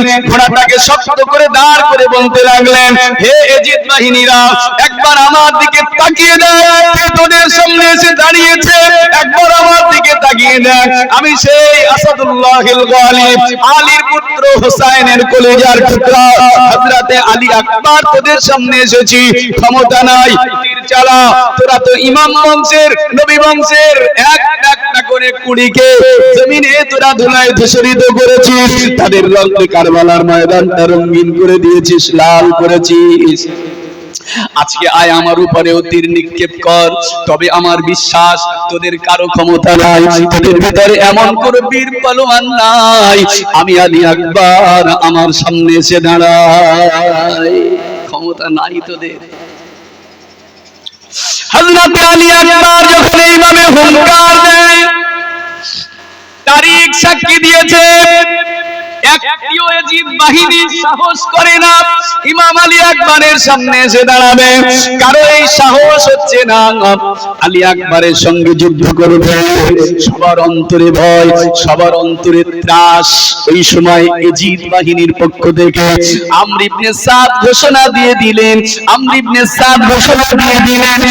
ইবনে সাদ হুঙ্কার দিয়ে বলতে লাগলেন, হে ইয়াজিদ বাহিনীরা, তোরা কাপুরুষ হয়ে গেছিস, তোরা ভীরু হয়ে গেছিস, যা এটাকেও শহীদ করে দে, কেউ আগাতে চায় না। ওই সময় আমর ইবনে সাদ ঘোষণা দিলেন, যদি তোদের ভিতরে কেউ আগিয়ে গিয়ে হোসেনকে শহীদ, হোসেনের কলিজার টুকরা আলী আকবরকে যদি হত্যা করতে পারে, আমি আমর ইবনে সাদ ঘোষণা দিয়ে দিলাম, ইয়াজিদের কাছ থেকে তোমাকে মসিলের রাজত্বটা দিয়ে দেওয়া হবে। যে আলী আকবরকে শহীদ করবে তাকে মসিলের রাজত্ব দেওয়া হবে, একটা এলাকার শাসক বানানো হবে তাকে। যাও, শক্তি নিয়ে গিয়ে যদি কেউ ইমাম হোসেনের পুত্র আলী আকবরকে যদি হত্যা করতে পারে, মসিলের রাজত্ব দেওয়া হবে। আমার ভাইজানেরা, লোভী মানুষ তো সব জায়গায় থাকে, লোভী মানুষ তো সব জায়গায় থাকে। তারিখ সাক্ষী দিয়েছে, হযরত ইমাম ইবনে কাসির রাহমাতুল্লাহ আলাইহি লেখেন, ওই সময় তারিক বিন শীশ নামক একজন ব্যক্তি আগে আসলো, ইমাম হোসেনের কলিজার টুকরা সন্তানকে শহীদ করার জন্য আগে আসলো। ইমাম হোসেনের সন্তান একেবারে পাথরের মতো দাঁড়িয়ে আছে, নড়াচড়া করে না, চুপচাপ করে দাঁড়িয়ে আছে। তারিক বিন শীশ ঘোড়া ছুটিয়ে যখনই হোসেনের কলিজার টুকরা সন্তানের সামনের দিকে আসলো, ইমাম হোসেনের কলিজার টুকরার উপরে তলোয়ারের ঘাত মারল। ইমাম হোসেনের কলিজার টুকরা তলোয়ারটাকে প্রতিহত করে ঘোড়া একবার ঘুরিয়ে নিয়ে পিছন দিক থেকে এমন ভাবে তলোয়ারের আঘাত করলো, তারিক ইবনে শীশের মাথাটা কেটে কারবালার জমিনে পড়ে গেল, খতম করলো তাকে। তারিক বিন শীশকে যখনই খতম করে দিল, তার আর একজন পুত্র আমর ইবনে তারিক, তারিক বিন শীশের ছেলে আমর ইবনে তারিক আগিয়ে আসলেন। আমর বিন তারিক আব্বাজানের হত্যার প্রতিশোধ নেওয়ার জন্য চলে আসলো। সে ইমাম হোসেনের কলিজার টুকরার সামনে চলে আসলো যুদ্ধের জন্য। আমর ইবনে তারিক যখন ইমাম হোসেনের কলিজার টুকরার সামনে আসলো, ইমাম হোসেনের কলিজার টুকরা আলী আকবর এক তলোয়ারের আঘাতে তার মাথাটাকে জমিনে ফেলে দিল। আর আরেকটা সন্তান ছুটে আসলো আব্বা ভাইয়ের হত্যার প্রতিশোধ নেওয়ার জন্য। ইমাম হোসেনের কলিজার টুকরার সামনে এসে দাঁড়াতে পারলো না, এক মুহূর্ত দাঁড়াতে পারলো না। সঙ্গে সঙ্গে ইমাম হোসেনের কলিজার টুকরা হযরত আলী আকবর তার মাথাটাকে কেটে কারবালার জমিনে ফেলে দিলেন। দুইজন ছেলে বা তিনজনকে হত্যা করলো হযরত আলী আকবর। এবারে পিপাসায় তার বুকটা একেবারে শুকিয়ে যাচ্ছে, জিহ্বা তার ওষ্ঠগত, তাই ঘোড়াটাকে ঘুরিয়ে তাঁবুর কাছে চলে আসলো। তাঁবুর কাছে চলে আসলো। তাঁবুর কাছে এসে ডাক দিলেন, আব্বাজান, ও আমার আব্বাজান ইমামে হোসেন। ডাক শুনে ইমাম হোসেন বার হয়ে আসলো। বাবা কি হলো, কি হলো বাবা, কি হলো? হযরত ইমাম কাসিম হযরত আলী আকবর ইবনে ইমামে হোসেন আব্বাজানকে ডেকে বলেন, আব্বাজান আমি আপনার কলিজার টুকরা, আমার দেহতে আছে শেরে খোদা আসাদুল্লাহর রক্ত। ও আব্বাজান আমি কাসিম তিনজন ইজিপ্ট বাহিনীকে খতম করে চলে এসেছি। আব্বাজান আমার মনে হয় একটু যদি আমি পানি পান করতে পারি, আমার দেহটা যদি এখন শুকিয়ে যায়, আমার বুকটা যে শুকিয়ে যায়, আমার জিহ্বাটা যে শুকিয়ে ওষ্ঠগত হয়, আব্বাজান যদি এক ঢোক পানি আমাকে আপনি দিতে পারেন, আমি আপনার পুত্র কথা দিলাম একটিও ইজিপ্ট বাহিনীকে আমি ফেরাবো না, একটাও ইজিপ্ট বাহিনীকে আমি ফেরাবো না। ইমামে হোসেন কলিজার টুকরা সন্তানকে বুকে জড়িয়ে ধরে বলে, বাবা আর সময় বেশি নাই, তোমাকেও তাড়াতাড়ি ওদের হাতে শহীদ হয়ে জান্নাতে যেতে হবে। নানা জানের কাছে গিয়ে জান্নাতি পানি খাও, আপনার দাদি জানের কাছে গিয়ে, দাদা জানের কাছে গিয়ে, আপনার দুনিয়ার বাদশার কাছে গিয়ে জান্নাতের পানি খেয়ে তোমার হৃদয়টা ঠান্ডা করবে। এসেছো যতক্ষণ, ইমাম হোসেন কলিজার টুকরা সন্তানকে বুকে জড়িয়ে ধরে বলে, বাবা পানি তো আমার কাছে নাই, তবে আমার কাছে যতক্ষণ এসেছো, জিহ্বাটা বার করলেন। ইমাম হোসেনের শুষ্ক জিহ্বাটা বার করে দিয়ে বলে, বাবা আমার এই জিহ্বাটা একটু চুষে দেখো, আমার এই জিহ্বাতে চুষে একটু স্বাদ পাও কিনা। পানি তো দিতে পারবো না, একটু আমার জিহ্বাটা চুষে নাও, কিছু স্বাদ পাও কিনা দেখো। আমার ভাই জানেরা, হযরত ইমাম হোসেনের কলিজার টুকরা আব্বা জানে শুষ্ক জিহ্বাটা কিছুক্ষণ চুষে নিলেন। শুষ্ক জিহ্বাটা চুষে একটু অন্তরে শান্তি দিল। এবারে তলোয়ার নিয়ে আবার ঘোড়াটাকে ইজিপ্ট বাহিনীর দিকে ছুটিয়ে দিল। ইজিপ্ট বাহিনীর কাছে গিয়ে দীর্ঘক্ষণ ধরে বীর বিক্রমে যুদ্ধ করলো। ইমাম হোসেনের কলিজার টুকরার সামনে কেউ দাঁড়াতে পারে না, সব রণে ভঙ্গ দিতে লাগলো, ছুটে পালিয়ে যেতে লাগলো। ইমাম হোসেনের তলোয়ারের সামনে একটিও মাথা দাঁড়াতে পারে না। ঝরঝর করে মাথাগুলো জমিনে পড়ে যায়, ঝরঝর করে মাথাগুলো জমিনে পড়ে যায়।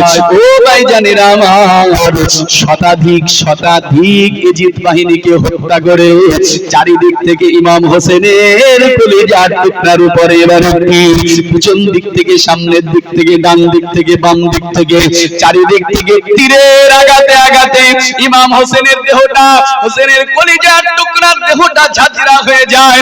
তার রক্তপাতে রক্ত খুন ঝরে দেহটা একেবারে দুর্বল হয়ে গিয়েছে। আর ঘোড়ার পিঠে বসে থাকতে পারছে না, আর ঘোড়ার পিঠে বসে থাকতে পারছে না। এবারে ইমাম হোসেনের সন্তান জমিনে পড়ে যাবে। জমিনে পড়ে যাওয়ার একেবারে উপক্রম হয়ে গিয়েছে।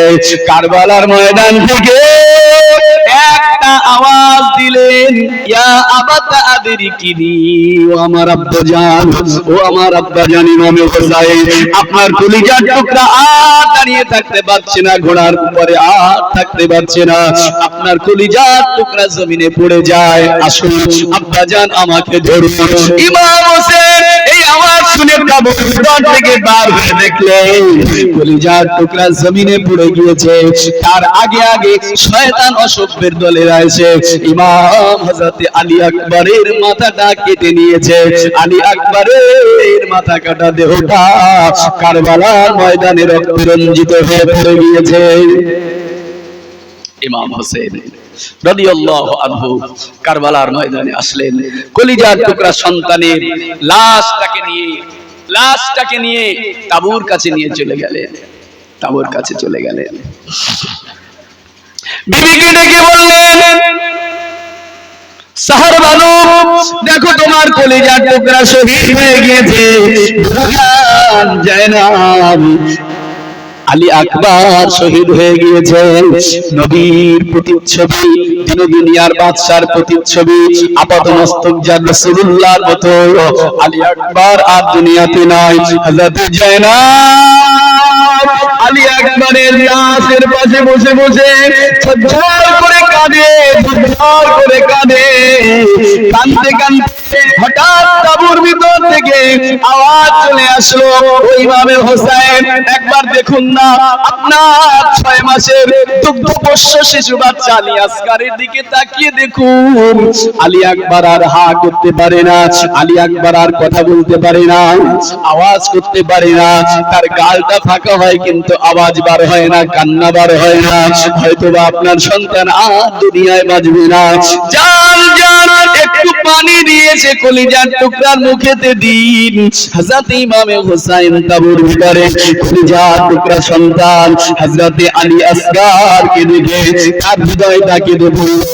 তবে মনে মনে চিন্তা করলো, হয়তোবা এজিদ বাহিনীরা তারা জানে না আমাদের তাঁবুর ভিতরে 6 মাসের এইরকম কচি বাচ্চা আমাদের তাঁবুতে আছে। হযরত ইমাম হোসেন চিন্তা করলো, একটু বাচ্চাটাকে কোলে করে নিয়ে একটু এজিদ বাহিনীর সামনে গিয়ে আবেদন করব। হয়তো তাদের মনটা নরম হতে পারে, হয়তো তারা জানে না যে এত বাচ্চা আমাদের সাথে আছে, এত কচি বাচ্চা আমাদের সাথে আছে, হয়তো তারা জানে না। ইমামে হোসেন কলিজার টুকরা সন্তানটাকে কোলে করে নিয়ে ঘোড়ার পিঠে সওয়ার হয়ে এজিদ বাহিনীর দিকে চলে গেল। ফোরাতের তীরে দাঁড়িয়ে বলতে লাগলেন, হে এজিদ বাহিনীরা, আমি হোসেন, আমাকে পানি দিতে হবে না, আহলে বাইতের কাউকে তো তোমরা পানি দাও নাই, তবে তোমাদের মনে কি একটু দয়া নাই, একটু মায়া নাই? আমাদের তাঁবুর ভিতরে যে এই ছোট্ট দুগ্ধপোষ্য শিশু বাচ্চা আছে, একে কি একটু পানি দেবে না? একে যদি একটু পানি দিয়ে বাঁচিয়ে দাও, এ তো তোমাদের সঙ্গে যুদ্ধ করতে আসবে না, তোমাদের সঙ্গে তো এ শত্রুতা করবে না। আমরা তোমাদের সঙ্গে শত্রুতা করতে পারি, এই বাচ্চা তো শত্রুতা করবে না, একটু পানি কি তোমরা দেবে না? এজিদ বাহিনীরা পানি দিতে চাইলো না, পানি দিতে চাইলো না, পানি দিতে চাইলো না। ইমামে হোসেন কলিজার টুকরা সন্তানটাকে নিয়ে ফোরাত নদীর তীরে চলে গেল, ফোরাত নদীর নিচে চলে গেল পানি নেওয়ার জন্য। ইমামে হোসেন রাদিয়াল্লাহু তাআলা আনহু পানিটাকে নিয়ে ইমাম হোসেন কলিজার টুকরার মুখেতে দিতে যাবে, না না না, আগে শয়তানের দলের পক্ষ থেকে একটা তীর চলে আসলো। ওই তীরটা এসে ইমাম আলী আসগার তার সরাসরি সজোরে তার গলাতে বিদ্ধ হয়ে গেল। একটা তীরের আঘাতে ইমাম হযরত হোসেনের কলিজার টুকরা 6 মাসের দুগ্ধপোষ্য শিশু বাচ্চা আলী আসগার শহীদ হয়ে গেল, আলী আসগার শহীদ হয়ে গেল। ইমাম হোসেন কলিজার টুকরা সন্তান আলী আসগারকে নিয়ে ঘোড়ার পিঠে সওয়ার হয়ে তাঁবুর মধ্যে এসে ডাক দিলেন, ও বিবি সাহারা, ও বিবি সাহারা, দেখো দেখো, তোমার কলিজার টুকরা সন্তান আর দুনিয়াতে নাই, তোমার কলিজার টুকরা সন্তান আর দুনিয়াতে নাই, তোমার কলিজার টুকরা আলী আসগার জান্নাতের পানি পান করতে চলে গিয়েছে। অসভ্যের দলেরা একেও ছাড়লো না, ওদের তো তীরের আঘাতে আলী আসগার শহীদ হয়ে গিয়েছে। এখন সে আমার আব্বা জান আম্মা জান নানা জানের কাছে গিয়ে জান্নাতে ঠান্ডা পানি খেয়ে তার হৃদয়টাকে ঠান্ডা করছে। ইমাম বংশের সবাই চলে গেল, আছে শুধু ইমাম হোসাইন আর ইমাম হোসেনের আর একজন 12 কিংবা 13 বছরের অসুস্থ সন্তান হযরতে জাইনাল আবেদিন। সবাই শহীদ হয়ে গেল, একে একে সবাই চলে গেল। নারীগুলো তাঁবুর ভিতরে, আর ইমাম হোসাইন আর তার কলিজার টুকরা হযরত জাইনাল আবেদিন ছোট ভাই আলী আসগারের শহীদ হওয়ার পরে তিনিও আস্তে আস্তে টলতে টলতে অসুস্থ শরীরে আব্বা জানকে সে বলছেন, আব্বা জান সবাই তো চলে গেল, আমাকে এবার অনুমতি দেন, আমাকে যেতে দেন, আমাকে অনুমতি দেন, আমিও যুদ্ধে যাব। ইমাম হোসেন কলিজার টুকরা হযরতে জাইনাল আবেদিনকে জড়িয়ে ধরে বলে, বাবা আজকে ইমাম বংশের সবাই চলে গেল, নবী বংশের সবাই চলে গেল, আজকে শুধু তুমি আমার কলিজার টুকরা তুমি আছো অসুস্থ হালাতে, বাবা তোমাকে যুদ্ধ যেতে হবে না। তুমি যদি যুদ্ধতে গিয়ে শহীদ হও, হোসেনের বংশ কার দ্বারা জারি হবে? কার দ্বারা হোসেনের বংশ জারি হবে? নবী বংশ কার দ্বারা জারি থাকবে? বাবা জাইনাল আবেদিন তুমি যুদ্ধে যেও না, তুমি তোমার মাদেরকে, বেটিদেরকে, তোমার বোনেদেরকে নিয়ে তুমি যত্ন সহকারে মদিনা শরীফে চলে যাবে। সরাসরি মদিনা শরীফে এদেরকে মাহরাম পুরুষ হিসাবে একমাত্র জাইনাল আবেদিন তুমি এদেরকে সাথে করে নিয়ে যাবে, না হলে এরা মাহরাম হারা হয়ে যাবে, এদের সঙ্গে মাহরাম পুরুষ থাকবে না, এরা কষ্ট পাবে। তুমি যুদ্ধে যেও না, তুমি ফিরে যাও এদের সঙ্গে। ইমাম জাইনাল আবেদিনকে বুঝিয়ে সুঝিয়ে রাজি করলেন, বাবা তুমি যুদ্ধে যেও না। বাবা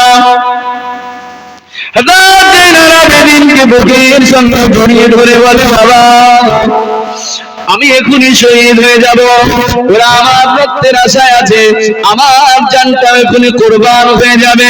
বাবা জাইনাল আবেদিন ইমাম পরিবারে, নবী পরিবারের সবাই চলে গেল একে একে, তোমার ভাইরা চাচারা সবাই শহীদ হয়ে গিয়েছে, আমি ইমাম হোসেন তোমার আব্বা জান আমিও গিয়ে এখনই শহীদ হব।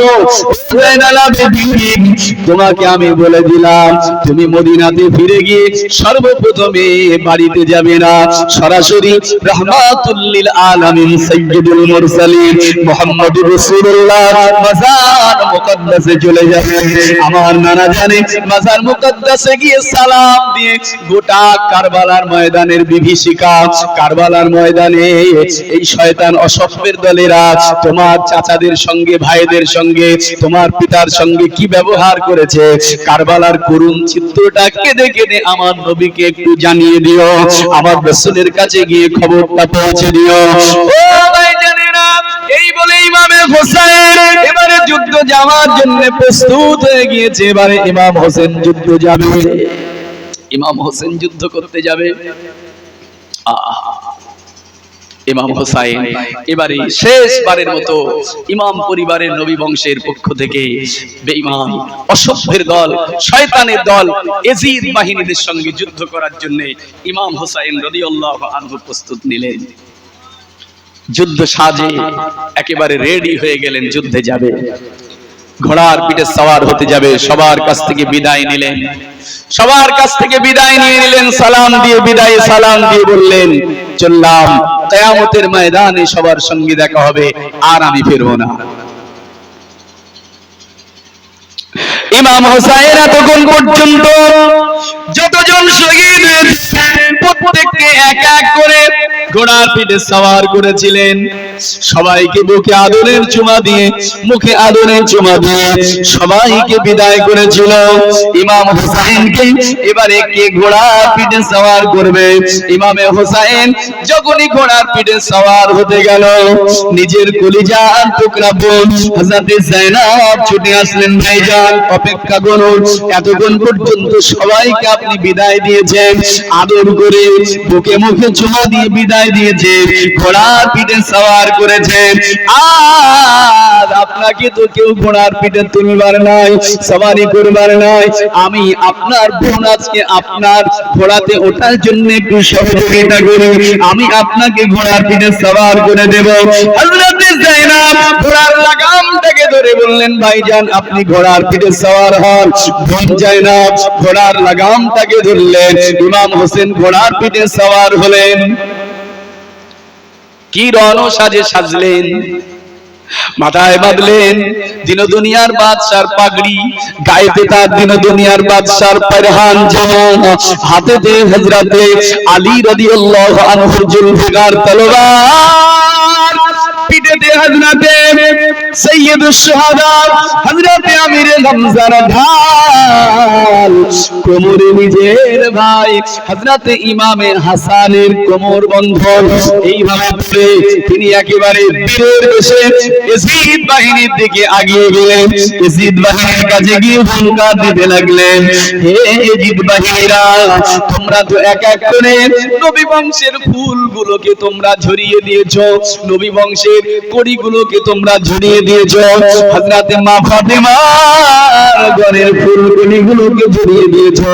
এসো, আমি হুসাইন এসে গিয়েছি, তোমরা আমার রক্তেও তোমাদের হাতকে রঞ্জিত করো, আমার রক্তেও তোমাদের হাতটাকে রাঙা করো। ও ভাইরা আমার, হযরত ইমাম হোসেন যখনই ইয়াজিদ বাহিনীর সামনে গিয়ে হুঙ্কার দিতে লাগলো, ইমাম হোসেনের সামনে কেউ আসতে সাহস করে না, কারো বুকে এমন পাটা নাই যে ইমাম হোসেনের কাছে এসে যুদ্ধ করবে। সবাই তাত্তার করে কাঁপছে, ইমাম হোসেনের সামনে আসতে পারে না। এই যে সেই আলীর সন্তান, শেরে খোদার কলিজার টুকরা, কার বুকের এমন সাহস ইমাম হোসেনের সঙ্গে যুদ্ধ করবে? কিন্তু না না না, আমরের হুঙ্কার, হে ইয়াজিদ বাহিনীরা ভয় করো না, ইমাম হোসেনের সামনে এগিয়ে যাও, ইমাম হোসেনকে এগিয়ে যাও, তাকে হত্যা করে দাও। তারা সবাই মিলে যখন এগিয়ে আসলো, ইমাম হোসেন তরবারি চালাতে লাগলো, তীর চালাতে লাগলো। হযরত ইমাম হোসেনের সামনে কেউ দাঁড়াতে পারে না, কারো দাঁড়ানোর কোনো সাহস নাই। তারিখ সাক্ষী দিয়েছে ইমাম হোসেন এমন গতিতে তীর চালাচ্ছে, কেউ তার পাশে দাঁড়াতে পারে না। মাথাগুলো টুকরো টুকরো টুকরো টুকরো হয়ে জমিনে পড়ে যায়, জমিনের উপরে পড়ে যায়, জমিনের উপরে পড়ে যায়। তারিখ সাক্ষী দিয়েছে ইমাম হোসেন যখন যুদ্ধ করে এগিয়ে যাচ্ছে, ইমাম হোসেনের তরবারির আঘাতে ইয়াজিদ বাহিনীর মাথাগুলো জমিনে ওইভাবে পড়ছে যেমন ভাবে শীতকালে গাছের পাতাগুলো পেকে ঝরে ঝরে জমিনে পড়ে। ইমাম হোসেন একটা একটা করে ইয়াজিদ বাহিনীকে খতম করতে লাগলো, অসংখ্য ইয়াজিদ বাহিনীকে খতম করলো। ইমাম হুসাইন রাদিয়াল্লাহু আনহু আর বেশিক্ষণ টিকতে পারলেন না, চারিদিক থেকে শত্রুদের তীর আর তরবারি হযরত ইমাম হোসেনের দেহকে ক্ষত করতে লাগলো। ইমাম হোসেনের দেহটা তীরের আঘাতে আঘাতে জর্জরিত হয়ে গেল। ইমাম হোসেনের দেখে তরবারের পরে তরবারি আর সহ্য করতে পারে না। হযরত ইমাম হোসেন এক পর্যায়ে কারবালার ময়দানে জমিনে লুটিয়ে পড়লেন, কারবালার ময়দানে পড়ে গেলেন। এমন সময় ইমাম হোসেন যখনই কারবালার ময়দানে পড়ে গেল, তিনজন ইয়াজিদ বাহিনী ইমাম হোসেনের সামনে চলে আসলো। ইমাম হোসেন বলতে লাগলো, কে আছো? আমাকে খতম করবে, আমাকে শহীদ করবে, চলে এসো। ওই সময়ে আপনার কিনা সীমার নামক শয়তান অসভ্য সীমার ইমাম হোসেনের বুকের উপরে চড়ে বসলো। কারো সাহস হলো না। সীমার যখন হুসাইনের বুকের উপরে চড়ে বসেছে, ইমামে হুসাইন একবার তার মুখের দিকে তাকিয়ে দেখলো, একবার সীমারের মুখের দিকে তাকিয়ে দেখে বলছে, হ্যাঁ, আমার নবী বলেছিলেন আমার হোসাইনকে একজন কুকুর এসে তার রক্ত পান করবে। আল্লাহ রাসূল দেখেছিলেন একজন কুকুর ইমাম হোসেনের রক্ত পান করছে। সীমার, তোমার মুখ তো সেই কুকুরের আকৃতিতেই হয়ে আছে। আমার রাসূল যা বলেছিলেন সেই কুকুর। সীমার, তুমি তো আমার বুকের উপরে। সীমারের রাগটা বেড়ে গেল, হত্যা করার জন্য প্রস্তুত হয়ে গেল। ইমামে হোসেন বলতে লাগলেন, রে সীমার, হে এজিদ বাহিনীরা, তোমরা কি জানো না আজকে মুহররম মাসের 10 তারিখ, আজকে শুক্রবার, আজকে পৃথিবীর সমস্ত মসজিদে খুতবা হচ্ছে। খুতবাতে আজকে আমার আব্বা জানের নাম উল্লেখ হচ্ছে, আমার মায়ের নাম উল্লেখ হচ্ছে, আমাদের নামে খুতবা চলছে, আমাদের নামে খুতবা চলছে। আপনার কিনা রাসূলুল্লাহর খানদান আহলে বাইতের উপরে দরুদ শরীফ পাঠ হচ্ছে। এই রকম একটা মুহূর্তে বিশ্বের মুসলমানেরা যখন নামাজ পড়ছে, আমি ইমাম হোসাইনও থাকতে পারি না। আমাকে একটু সময় দাও, আমাকে সিজদা অবনত অবস্থাতে তুমি আমাকে হত্যা করো, সিজদায় আমাকে যেতে দাও। আমি সিজদাতে গিয়ে পৃথিবীর মানুষটা যখন আল্লাহকে ডাকছে, আমার এই শেষ মুহূর্তে, বিদায় মুহূর্তে একবার সিজদায় গিয়ে আল্লাহকে ডাকতে দাও। অনেকে বলেছেন ইমাম হোসেন 2 রাকাত নামাজ পড়ার আবেদন করেছিল, 2 রাকাত নামাজ পড়ার আবেদন করেছিল। এই 2 রাকাত নামাজকে অনেকে বলেন জুমার নামাজ, কিন্তু না, 2 রাকাত নামাজ পড়ার অনুমতি ইমাম হোসেন চাইনি, বরং তিনি সিজদা দেওয়ার অনুমতি চেয়েছিলেন। প্রিয় ভাইরা, আর 2 রাকাত নামাজের অনুমতি যদি হয়, ওটা জুমার নামাজ নয়, ওই নামাজটা যদি হয় সেটা সালাতুল খাউফ, সালাতুল খাউফ। কারণ ইমাম হোসেনের উপরে জুমার নামাজ ফরজ ছিল না, উনি ছিলেন মুসাফির। মুসাফিরদের উপরে জুমার নামাজ ফরজ নয়, উনি জুমার নামাজ পড়তে চাইনি। জুমার নামাজ জামাতের সঙ্গে আদায় করতে হয়, উনি তো একা জুমার নামাজ পড়তে চাইনি, উনি সালাতুল খাউফের নামাজ পড়তে চেয়েছিলেন। আমার ভাই জানেনা, হযরত ইমাম হুসাইন বললেন, রে সীমার শহীদ আমাকে করবে, একটু সময় দাও, আমাকে একটু আল্লাহ সিজদাতে মাথাটা নোয়াতে দাও, আমি একটু আল্লাহকে সিজদা করে আল্লাহকে ডাকতে থাকি, আর তুমি আমাকে শহীদ করে দাও। হযরত ইমাম হোসেনকে সুযোগ দাও। ইমাম হুসাইন উঠুর হয়ে মাথাটা আল্লাহর জন্য সিজদায় ঝুঁকিয়ে দিলে, আর সীমার শয়তান অসভ্য আমার ইমাম হোসেনের মাথাটা কেটে শরীর থেকে আলাদা করে দিল। নবী বংশের আর কেউ বাকি নাই, সবাইকে শহীদ করলো, সবাইকে শহীদ করলো, নবী বংশের সবাই শহীদ হয়ে গেল, শুধু বাকি আছে জয়নাল আবেদীন। ও ভাই জানেনা, ইমাম হোসেনের শহীদ হওয়ার সাথে সাথে সাক্ষী দিয়েছে হোসেনকে ঘোড়ার পিঠে সওয়ার হয়েছিল। ঘোড়াটা সঙ্গে সঙ্গে ছুটে ছুটে তাবুর দিকে আসছে, কিন্তু এজিদ বাহিনীর পক্ষ থেকে আমর ইবনে সাদ ঘোষণা দিল, যাও ওই ঘোড়াটাকে একবার ধরো। তারিখ সাক্ষী দেয়, ওই ঘোড়াটাকে যে ধরতে যায়, ঘোড়াটাকে পা দিয়ে লাথি মেরে তার কামড়ে তাকে সঙ্গে সঙ্গে হত্যা করে দেয়। তারিখ সাক্ষী দিয়েছে 30 জন এজিদ বাহিনী ঘোড়াটাকে ধরতে গিয়েছে, ধরতে পারেনি। ঘোড়া তার আঘাতে, খুরের আঘাতে আর দাঁতের কামড়ে এজিদ বাহিনীর 30 জনকে হত্যা করলো। কেউ আর ঘোড়াটাকে ধরতে সাহস পেল না। ঘোড়া ছুটে ছুটে গিয়ে তাবুর কাছে গিয়ে ঝরঝর করে কাঁদতে লাগলেন, ঘোড়ার চোখে পানি। সবাই তাবু থেকে বার হয়ে চলে আসলো ঘোড়ার ভিতরে রেখে। হযরতে যায়েনাব জীবনে কেউ যার মুখটা দেখেনি, সেই যায়েনাব তাবু থেকে বার হয়ে ছুটে ছুটে চলে আসলেন ইমাম হোসেনের লাশের পাশে বসে বসে কাঁদতে লাগলেন, ফুটিয়ে ফুটিয়ে কাঁদতে লাগলেন, ফুটিয়ে ফুটিয়ে কাঁদতে লাগলেন। ছুটে ছুটে চলে গেলেন ইমাম হোসেনের কলিজার টুকরা সাকিনা, ইমাম হোসেনের কলিজার টুকরি হযরতে উম্মে রুবাব, দুজনে গিয়ে আব্বা জানের লাশের পাশে বসে কাঁদে। তাদের কান্না থামানো যায় না। হযরতে যায়েনাব সাকিনার মাথাতে হাত বুলিয়ে, উম্মে রুবাবের মাথাতে হাত বুলিয়ে বলেন, মা কেঁদো না, কেঁদো না। আব্বা জান বিদায় নেওয়ার সময় আমাকেই বলে গিয়েছিল, বুবু জান সন্তানগুলোকে দেখো, এদেরকে একটু দেখো, সবর করতে বলো, ধৈর্য ধারণ করতে বলো। ও সাকিনা, চলো চলো, তোমার আব্বা জান জান্নাতুল ফেরদাউসে দুনিয়ার বাদশার সঙ্গে সাক্ষাৎ করেছে। হযরতে সাইয়্যিদুশ শুহাদা আব্বা জান আলীর সঙ্গে সাক্ষাৎ করেছে, ফাতেমার সঙ্গে সাক্ষাৎ করেছে। জান্নাতে গিয়ে নানা জানের সাথে আব্বা জান আম্মা জানের পাশে বসে জান্নাতি সুমিষ্ট শরবত পান করছে। ইমাম বংশের সবাই শহীদ হয়ে গেল। একে একে আর কেউ নাই। তাবুর ভিতরে কান্নার রোল শুরু হয়ে গেল। তারা একা কারবালার ময়দানে, শুধু নারী, শুধু পরিবারের নারীরা, আর একজন মাত্র পুরুষ জাইনাল আবেদিন, ইমাম হোসেনের কলিজার টুকরা। আমার মুসলমানেরা, ইমাম বংশকে এজিদের বাহিনী একটা করে কারবালার ময়দানে শহীদ করলো। তাদের রক্তে কারবালার ময়দানটাকে লাল করে দিল। এজিদের সৈন্যরা তাবুতে গিয়ে আক্রমণ করলো, তাদের তাবুটা ভেঙে তছনছ করে দিল। হযরত জাইনাব, ইমাম হোসেনের বোন, তাদেরকে বলতে লাগলেন, আজকে ইমাম বংশের, নবী বংশের সবাইকে শহীদ করলে, আজকে নবী বংশের মহিলাদেরকে তোমরা ছাড়তে পারছো না, এদেরকে তোমরা নিরাপত্তা দাও। আজকে এই ভিন দেশে আমরা একা একা, আমাদের তো সাহায্যকারীর কেউ নাই। আমার ভাইজানেরা,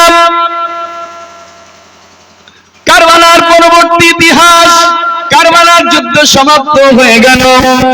এক রাত সেখানে অবস্থান করে হযরত জাইনাব একটা একটা করে পরিবারের মানুষদের লাশগুলো দেখে, দেখে আর কাঁদে। সবার লাশগুলো দেখে, এক নয়নে এক একবার করে দেখে নেয়। আর একটা রাত অতিক্রান্ত হয়ে গেল। এজিদ বাহিনীর যত সৈন্য মৃত্যুবরণ করেছিল তাদেরকে তারা দাফন করলো। তাদেরকে তারা দাফন করে, আর নবী বংশের যারা হুসাইনের সৈন্যরা, হুসাইনের সঙ্গী সাথীরা যারা শহীদ হলো, একটিও লাশকে তারা দাফন করলো না। আপনার কিনা তাদেরকে একেবারে ওই কারবালার ময়দানে তাদেরকে ফেলে রেখে দিল। কারবালার ময়দানে হযরত ইমাম হোসেন সহ সবার লাশগুলো ফেলে রেখে নিজেদের সৈন্যদেরকে লাশগুলো দাফন করে দিয়ে কবরস্থ করে তারা ইমাম হোসেনের পরিবারের মহিলাদেরকে জাইনুল আবেদিন সহ সবাইকে বন্দী করে পরদিনে তারা ইমাম হোসেনের মাথাটাকে নিয়ে আপনার কিনা কুফার দিকে রওনা হলো। ওবাইদুল্লাহ বিন জিয়াদের রাজ দরবারের দিকে রওনা হলো।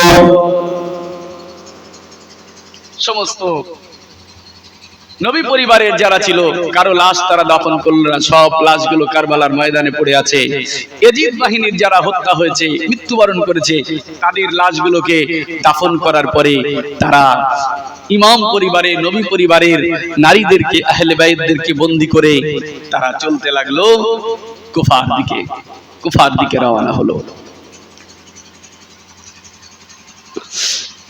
হাওরা বিন ইয়াজিদ, হাওর ইবনে ইয়াজিদ, হুর বিন ইয়াজিদ নাই, এর নাম এসেছে হাওর বিন ইয়াজিদ।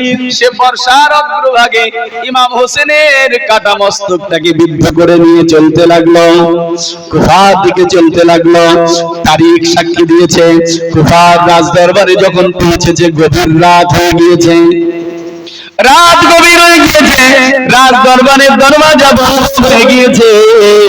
তাই হাওর বিন ইয়াজিদ ওই ইমাম হোসেনের মাথাটাকে নিয়ে তার ঘরেতে গিয়ে একটা মাটির পাত্রতে রাখলো।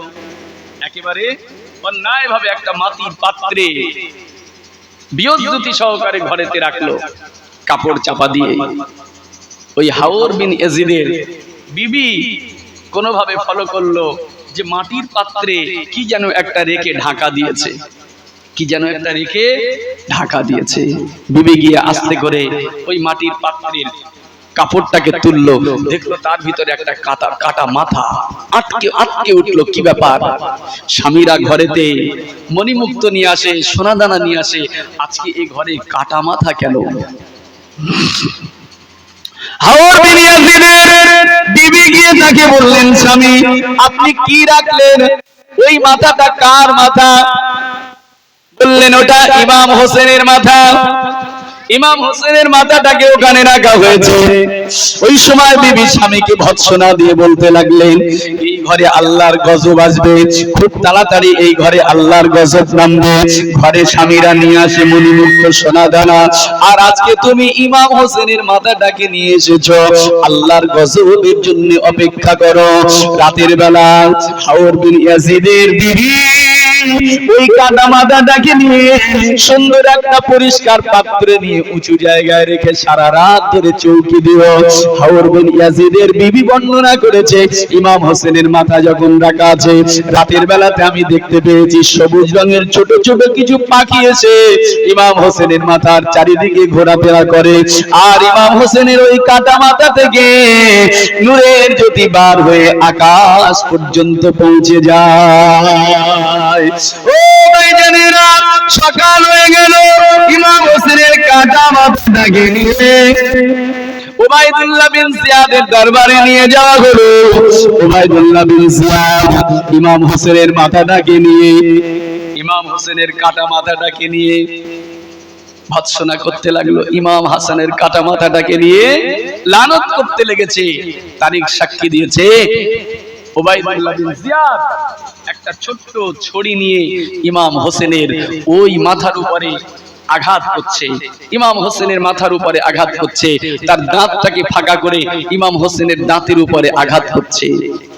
আসলে আপনার ইমাম হোসেনের কাটা মাথাটাকে অপমান করছে। ওই সময় ওই দরবারে ছিলেন আল্লাহর নবীর একজন বৃদ্ধ সাহাবী। তিনি প্রতিবাদ করলেন, হে উবাইদুল্লাহ বিন জিয়াদ, তুমি ইমাম হোসেনের মাথার সঙ্গে এইভাবে বেয়াদবি করছো, তোমার উপরে আল্লাহর লানত হবে, আল্লাহর লানত হবে। তুমি কি জানো না যে নাতির উপরে তুমি ছড়ি দিয়ে আঘাত করছো, যে মুখের উপরে, যে চেহারার উপরে তুমি ছড়ি দিয়ে আঘাত করো, ওই মুখেতে, ওই নাতিতে দিন দুনিয়ার বাদশা সাইয়্যিদুল মুরসালিন রাহমাতুল লিল আলামিন কতবার না চুমা দিয়েছে, আর তুমি সেই মুখে, সেই চেহারাতে কিভাবে এমন করে ছড়ির আঘাত করো? তোমার কি ভয় লাগে না? তোমার কি ভয় লাগে না? তারিখ সাক্ষী দিয়েছে, আল্লাহ রাসূলের সাহাবীর কথা শুনে উবাইদুল্লাহ বিন জিয়াদকে সঙ্গে সঙ্গে জিয়াদ তার জাল্লাদকে ঘোষণা দিল, একে হত্যা করে দাও। কিন্তু তার পরিবারের কিছু মানুষ সেখানে থাকার কারণে আল্লাহ রাসূলের সাহাবীকে নিয়ে চলে গেল। প্রিয় ভাইরা, উবাইদুল্লাহ বিন জিয়াদ হযরত হোসেনের কাটা মাথার সঙ্গে বিয়াদবি করেছে, আর ইমাম পরিবারের যাদেরকে বন্দী করে নিয়ে যাওয়া হয়েছে তাদের সঙ্গেও বিয়াদবি করেছে। হঠাৎ তার নজর পড়ে গেল হযরতে জাইনাল আবেদিনের দিকে। জাইনাল আবেদিন দাঁড়িয়ে আছে রুগ্ন শুগ্ন, তাকে দেখে সঙ্গে সঙ্গে উবাইদুল্লাহ বিন জিয়াদ বলছে, এটাকে, এই ছেলেটাকে বলা হলো এটা ইমাম হোসেনের ছেলে জাইনাল আবেদিন। জাল্লাদকে সে ঘোষণা দিল, হুকুম করলো, একেও শহীদ করে দাও। একেও কেন ফিরিয়ে আনলে? একেও শহীদ করে, একেও হত্যা করো। তারা বলল, জাইনাল আবেদিন আমাদের সঙ্গে যুদ্ধ করতে আসেনি, সেই জন্য আমরা জাইনাল আবেদিনকে কিছু বলিনি, তাকে বন্দী করে নিয়ে এসেছি। কিন্তু উবাইদুল্লাহ বিন জিয়াদ জাল্লাদকে বলে দিল, একে হত্যা করে দাও, একেও দুনিয়ায় বাঁচিয়ে রেখো না। ইমাম হোসেনের একটি পরিবারের পুরুষ সন্তানকে বাঁচিয়ে রাখা যাবে না, তাকেও শহীদ করতে গেল হযরত ইমাম হোসেনের বোন জাইনাল আবেদিন। হযরত ইমাম হোসেনের বোন জাইনাল আবেদিনকে জড়িয়ে ধরে বুকের ভিতরে নিয়ে বলেন যে, উবাইদুল্লাহ বিন জিয়াদ, যদি একে শহীদ করতে হয় আগে আমাকে শহীদ করো, আগে আমাকে হত্যা করো, তারপরে ইমাম হোসেনের সন্তানকে শহীদ করবে। আমাদের সাথে একটিও মাহরম পুরুষ নাই, একমাত্র আমাদের সন্তান জাইনাল আবেদিন আমাদের সাথে আছে, একে তোমরা হত্যা করো না, যদি হত্যা করো আমাকে আগে হত্যা করো। ওই সময় উবাইদুল্লাহ বিন জিয়াদের মনটা একটু নরম হলো, তার মনটা একটু নরম হলো, তাকে ছেড়ে দিল। আপনার কি না দুদিন পর্যন্ত আমি আপনার কুফার জমিনে ইমাম হোসেনের মাথাটাকে নিয়ে গোটা কুফার জমিনটাকে ঘোরালো, আর সাবধান করে দিল, হে কুফার মানুষেরা, যদি তোমরা আর কোনদিন এজিদের বিরোধিতা করো, এই রকম পরিণতি তোমাদেরও হবে। দেখে নাও এজিদের বিরোধিতা করার ফল কি হয়েছে। আজকে ইমাম পরিবার সবাইকে ধ্বংস করে দেওয়া হয়েছে। ইমাম হোসেনের কাটা মাথা থেকে তোমরা শিক্ষা নিয়ে নাও, আর কখনো যেন এজিদের বিরোধিতা করতে যাবে না। যদি তোমরা এজিদের বিরোধিতা করো, তোমাদের পরিণামটাও ওই রকম হবে। সারা কুফার জমিনটা হুসাইনের মাথাটা বল্লমের অগ্রভাগে ঝুলিয়ে নিয়ে ঘোরানো হলো, আর কুফার মানুষদেরকে তম্বি করা হলো, সাবধান করা হলো। প্রিয় ভাইরা, তারপরে ওবায়দুল্লাহ বিন জিয়াদ ইমাম পরিবারের বন্দীদেরকে ইমাম হোসেনের মাথাটাকে নিয়ে দামেস্কে ইয়াজিদের কাছে পাঠানোর জন্য অর্ডার করলেন। ওই হাওরা বিন ইয়াজিদের হাতে ইমাম হোসেনের মাথার দায়িত্ব, ইমাম হোসেনের মাথার দায়িত্ব। প্রিয় ভাইরা, হাওর বিন ইয়াজিদ ইমাম হোসেনের কাটা মাথাটাকে বর্ষার অগ্রভাগে নিয়ে দামেস্কের দিকে রওনা হলো। ওবায়দুল্লাহ বিন জিয়াদ ঘোষণা দিয়ে দিল, তোমরা যখনই কোনো বাজার বন্দরের পাশ দিয়ে যাবে তখন তোমরা তাকবীর ধ্বনি দেবে, যাতে করে কেউ তোমাদের বিরুদ্ধে শত্রুতা করার সুযোগ না পায়। তোমরা অত্যন্ত তম্বি করতে করতে রাস্তা দিয়ে যাবে, কেউ যেন তোমাদের বিরুদ্ধে শত্রুতা না করতে পারে। আমার ভাইজানেরা, ইমাম হোসেনের কাটা মাথাটাকে নিয়ে আর ইমাম পরিবারের নবীদেরকে নিয়ে দামেস্কের দিকে চললেন। হাওর বিন ইয়াজিদের কাছে ইমাম হোসেনের মাথা, কাটা মাথা। তারিখ সাক্ষী দিয়েছে, কিছু দূর গিয়ে রাত হয়ে গেল, রাত হয়ে গেল, রাত্রি ঘনিয়ে আসলো, গভীর রাত হলো। তারা পথ চলতে লাগলো। হঠাৎ করে প্রতিমধ্যে একটা গির্জা পড়লো, একটা গির্জা পড়লো, খ্রিস্টানদের গির্জা। ওই গির্জার ভিতর থেকে পাদ্রী রাস্তায় এসে দাঁড়িয়ে আছে। রাস্তায় দেখতে পেলে একটা কাফেলা আসছে, তাদেরকে দাঁড় করালো। হে কাফেলা, তোমরা কোথায় চলেছো? কোথায় যাও? তোমরা কোথায় চললে? তারা সব কিছু ঘটনা বললো, গুছিয়ে সুচিয়ে সবকিছু বললো, যে ব্যাপারে এই হয়েছে, কারবালার ঘটনা সব শোনালো। ওই সময় ওই পাদ্রী তাদেরকে বললো যে এখন তো রাত হয়ে গেছে, এখন রাত হয়েছে, তোমরা এখন দামেস্কে যেও না, আজকে তোমরা এই গির্জাতে আশ্রয় গ্রহণ করো। আমি এই গির্জার রাহেব, এই গির্জার পাদ্রী, তোমাদেরকে এখানে আশ্রয় দিচ্ছি, তোমরা এখানে থাকো, এক রাতের জন্য এখানে অবস্থান করো। তারা রাজি হলো না, কোনোভাবে থাকতে চাইলো না, শেষমেশ রাজি হলো। এবারে ওই গির্জার পাদ্রী গিয়ে ইমাম হোসেনের কাটা মাথার দিকে লক্ষ্য করলো। হাওর বিন ইয়াজিদকে গিয়ে বলল, এটা ইমাম হোসেনের মাথা, নবী বংশের মাথা। একটু তোমাদের কাছে আমার আরজু, এই মাথাটাকে আজকে একটু আমার কাছে কি রাখবে? আমার কাছে কি একবার রাখবে এই মাথাটা? তারা বলল, না, এটা আমার দায়িত্ব, যদি কোনো ক্ষতি হয় এজিদের কাছে গিয়ে মুখ দেখাতে পারবো না, এজিদের কাছে গিয়ে প্রশংসিত হতে পারবো না, সেই জন্য এই মাথা আমরা দিতে পারবো না, এই মাথা দেওয়ার অর্ডার আমার নাই। ওই সময় ওই গির্জার পাদ্রী তাকে বলল, যদি একটা রাতের জন্য এই মাথাটাকে আমার কাছে দাও, তোমাদেরকে আমি অনেক সম্পদ দেব, অর্থ দেব, অনেক সম্পদ দেব। যদি এই মাথাটা আমার কাছে একটা রাতের জন্য রাখো, তোমাদেরকে অনেক অর্থ দেব। তখন হাওর বিন ইয়াজিদ বলল, কত টাকা দিতে পারবেন আপনি একটা রাতের জন্য যদি আপনি রাখেন? ওই রাহেব পাদ্রী বলল, আমি সারা জীবনে যত ইনকাম করেছি, সারা জীবনে আমার যত উপার্জন হয়েছে, সব উপার্জন ইমাম হোসেনের মাথা একটা রাত আমার কাছে দেবে, আমি সব উপার্জন তোমাদেরকে দিয়ে দেবো, সব দিয়ে দেবো। কত তার পরিমাণ? পাদ্রী বললেন, আমার কাছে আসে ৮০,০০০ দিরহাম। কত? ৮০,০০০ দিরহাম আছে আমার কাছে। এই আমার সারা জীবনের উপার্জন ৮০,০০০ দিরহাম, সব আপনাদেরকে দিয়ে দেবো, একটা রাত শুধু আমার কাছে রাখবে। ৮০,০০০ দিরহাম, চিন্তা করে দেখেছেন কতটা? গতদিনে ১,০০০ দিরহামের হিসাব কতটা হয়েছিল? ১,০০০ দিরহাম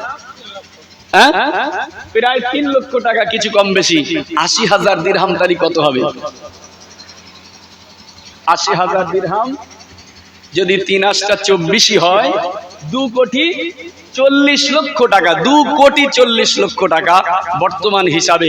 পাদ্রী বললেন, এক রাতের জন্য ইমাম হোসেনের মাথাটা যদি আমার কাছে রাখো, আমি আপনাদেরকে ৮০,০০০ দিরহাম দেব, আমার সব ইনকাম দিয়ে দেব।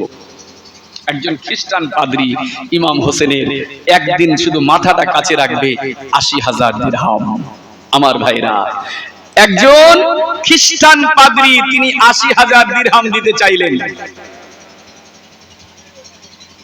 আমার ভাইজানেরা, তারা রাজি হয়ে গেল ৮০,০০০ দিরহামের বিনিময়ে এক রাতের জন্য ইমাম হোসেনের মাথাটাকে ওই পাদ্রীর হাতে তুলে দিল।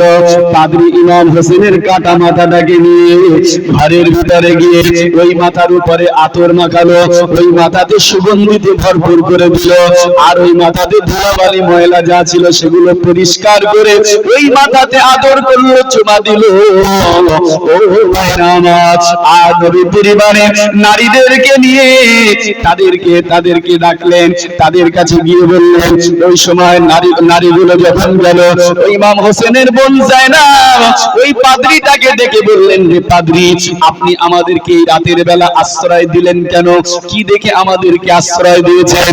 ওই সময় পাদ্রী বলতে লাগলেন, ও নবী পরিবারের লোকেরা, আমি যখন এই গির্জার ভিতরে ঘুমিয়ে আছি, হঠাৎ করে আমি যেন দেখতে পাচ্ছি আমার এই গির্জার বড় বড় দেওয়ালগুলো থরথর করে কেঁপে উঠেছে, থরথর করে কেঁপে উঠেছে। আমি জেগে উঠেছি, গির্জার দেওয়াল থেকে আওয়াজ আসছে, বার হয়ে যাও, বার হয়ে যাও, বাইরেতে যে মাথাটা আসছে ওই মাথাটাকে একটু সম্মান করো। সেই জন্য আমি এই কথাটা শুনে গির্জার বাইরে চলে আসলাম, এসে তোমাদের কাফেলাটাকে আমি দেখতে পেলাম। এই জন্যই আমি তোমাদেরকে আজকে এই ঘরে ডেকেছি। আমার এই গির্জার দেওয়ালের কম্পন আর তাদের কথা শুনে আমি তোমাদেরকে নিয়ে এসেছি। আমাকে এই দেওয়ালগুলো খবর দিয়েছে। প্রিয় ভাইরা, ইমাম হোসেনের মাথাটাকে আদর করলো, যত্ন করলো, ময়লাগুলো মুছিয়ে দিল, পরিষ্কার করলো, ইমাম হোসেনের মাথাতে আতর সুরমা মাখিয়ে দিল। সকাল হয়ে গেল, সকাল হলো, এক রাতের জন্য ইমাম হোসেনের মাথা রাখলো। ইমাম হোসেনের মাথাকে সম্মান করেছে, জীবনের উপার্জন সবকিছু দিয়ে দিয়েছে। ৮০,০০০ দিরহাম হাওর বিন ইয়াজিদের হাতে তুলে দিল, আর ইমাম হোসেনের মাথাটা যত্ন সহকারে দিয়ে বললেন, যাও, চলে যাও। তারিখ সাক্ষী দিয়েছে ওই খ্রিস্টান পাদ্রী সকাল বেলাতে যখন ইমাম হোসেনের মাথা আর ৮০,০০০ দিরহাম তাদের হাতে তুলে দিল, সঙ্গে সঙ্গে অতর্কিত ভাবে এমনি এমনি ওই পাদ্রীর মুখে উচ্চারিত হলো, লা ইলাহা ইল্লাল্লাহু মুহাম্মাদুর রাসূলুল্লাহ। জোরে বলেন সুবহানাল্লাহ। ইমাম হোসেনের মাথাকে সম্মান করেছে, তার জীবনের সব উপার্জন দিয়ে দিয়েছে। আল্লাহ রাব্বুল আলামিন দুনিয়ার উপার্জন ব্যয় করে দেওয়ার খাতিরে ইমাম হোসেনের মাথাকে এক রাত শুধু রাখার জন্য সব অর্থকে ব্যয় করে দিয়েছে, দুনিয়ার সম্পদ সে বিলিয়ে দিয়েছে। আল্লাহ পাক ওই পাদ্রীটাকে সবচেয়ে বড় সম্পদ, আখিরাতের সম্পদ, ঈমান তার অন্তরে ঢুকিয়ে দিয়েছে। জোরে বলেন সুবহানাল্লাহ। প্রিয় ভাইরা, আজকে আমরা সেই ইমাম হোসেনের মহব্বতে বসেছি। আজকে আমরা সেই ইমাম হোসেনের মহব্বতে বসেছি। পরবর্তী অংশ শোনাবো আমি। আমার গলাটাও বসে গেছে এই পর্যন্ত। পরবর্তী অংশ বলার আগে আপনাকে আমি এটাই বলতে চাই, একজন খ্রিস্টান সে তার জীবনের সব উপার্জন ইমাম হোসেনের মহব্বতে এক রাত শুধু কাছে রেখেছে, তার জন্য সব অর্থ দিয়ে দিয়েছে। আল্লাহ তাকে সবচেয়ে মূল্যবান সম্পদ ঈমান দিয়েছে, ঈমান দিয়েছে। আজকে আমাদেরকে আল্লাহ ঈমান দিয়েছে, সেই ঈমানের সাথে ইমাম হোসেনের মহব্বতে আমরা বসেছি। আমরা যদি আমাদের সম্পদটাও ইমাম হোসেনের মহব্বতে যদি এই মাহফিলে ব্যয় করতে পারি, নিশ্চিতভাবে আল্লাহ রাব্বুল আলামিন আমাদের ঈমানটাকে আরো মজবুত করে দেবে। জোরে বলুন ইনশাআল্লাহ। সেই জন্য ইমাম হোসেনের মহব্বতে আজকে আপনাদেরকে দিতে হবে, আপনাদেরকে দিতে হবে। প্রিয় ভাই, আমি অনেক অসুস্থ হয়ে পড়েছি, গলা আর ফুটছে না, তারপরেও আমি এগিয়ে যাচ্ছি। এই মাহফিল আগামী বছরে হবে, আবার হবে, হবে তো নাকি? আমাকে আনতে হবে আগামী বছরে, আরো ভালো বক্তা আনবেন, নামি দামি বক্তা এখানে আনবেন। সুন্দর করে আপনারা ঘটনা শুনবেন, নবী জীবনী শুনেন আর ইমাম হোসেনের জীবনী শুনেন। যেটাই করবেন আগামী বছরে এই মাহফিল জারি থাকবে। তার জন্য আজকের এই মাহফিলের জন্য ইমাম হোসেনের মহব্বতে আমি 10 জন মানুষকে প্রথমে চাইছি। আল্লাহর কোন বান্দারা আছে 10 জন মানুষ যারা এই মাহফিলের জন্য আগামী বছরের জন্য 5,000 টাকা করে আল্লাহর রাস্তায় দান করবে। একজন খ্রিস্টান যদি জীবনের উপার্জনগুলো ইমাম হোসেনের মহব্বতে দিয়ে আল্লাহ তার ঈমান দেয়, ইমাম হোসেনের ভালোবাসায় আপনার অর্থ আল্লাহর রাস্তায় আসলে আল্লাহ হয়তো আপনাকে এর ওসিলায় ঈমানের সঙ্গে মৃত্যু দেবেন। আল্লাহর কোন বান্দা আছেন? 10 জনকে আমি চাইছি এই ধারারা গ্রামের সবাইকে আল্লাহ অর্থ দিয়েছে, সম্পদ দিয়েছে, কেউ কমতি নাই, সবাইকে আল্লাহ টাকা পয়সা অর্থ দিয়েছে। 10 জন 5000 টাকা করে আল্লাহর রাস্তায় দেন, আল্লাহ আপনার দাম ফিরিয়ে দেবে না। এই দানের বদৌলতে হয়তো আল্লাহ আপনার মহামূল্যবান ঈমানটা দিয়ে দিতে পারেন। সকলে একবার মুহাব্বতে দরুদ শরীফ আল্লাহুম্মা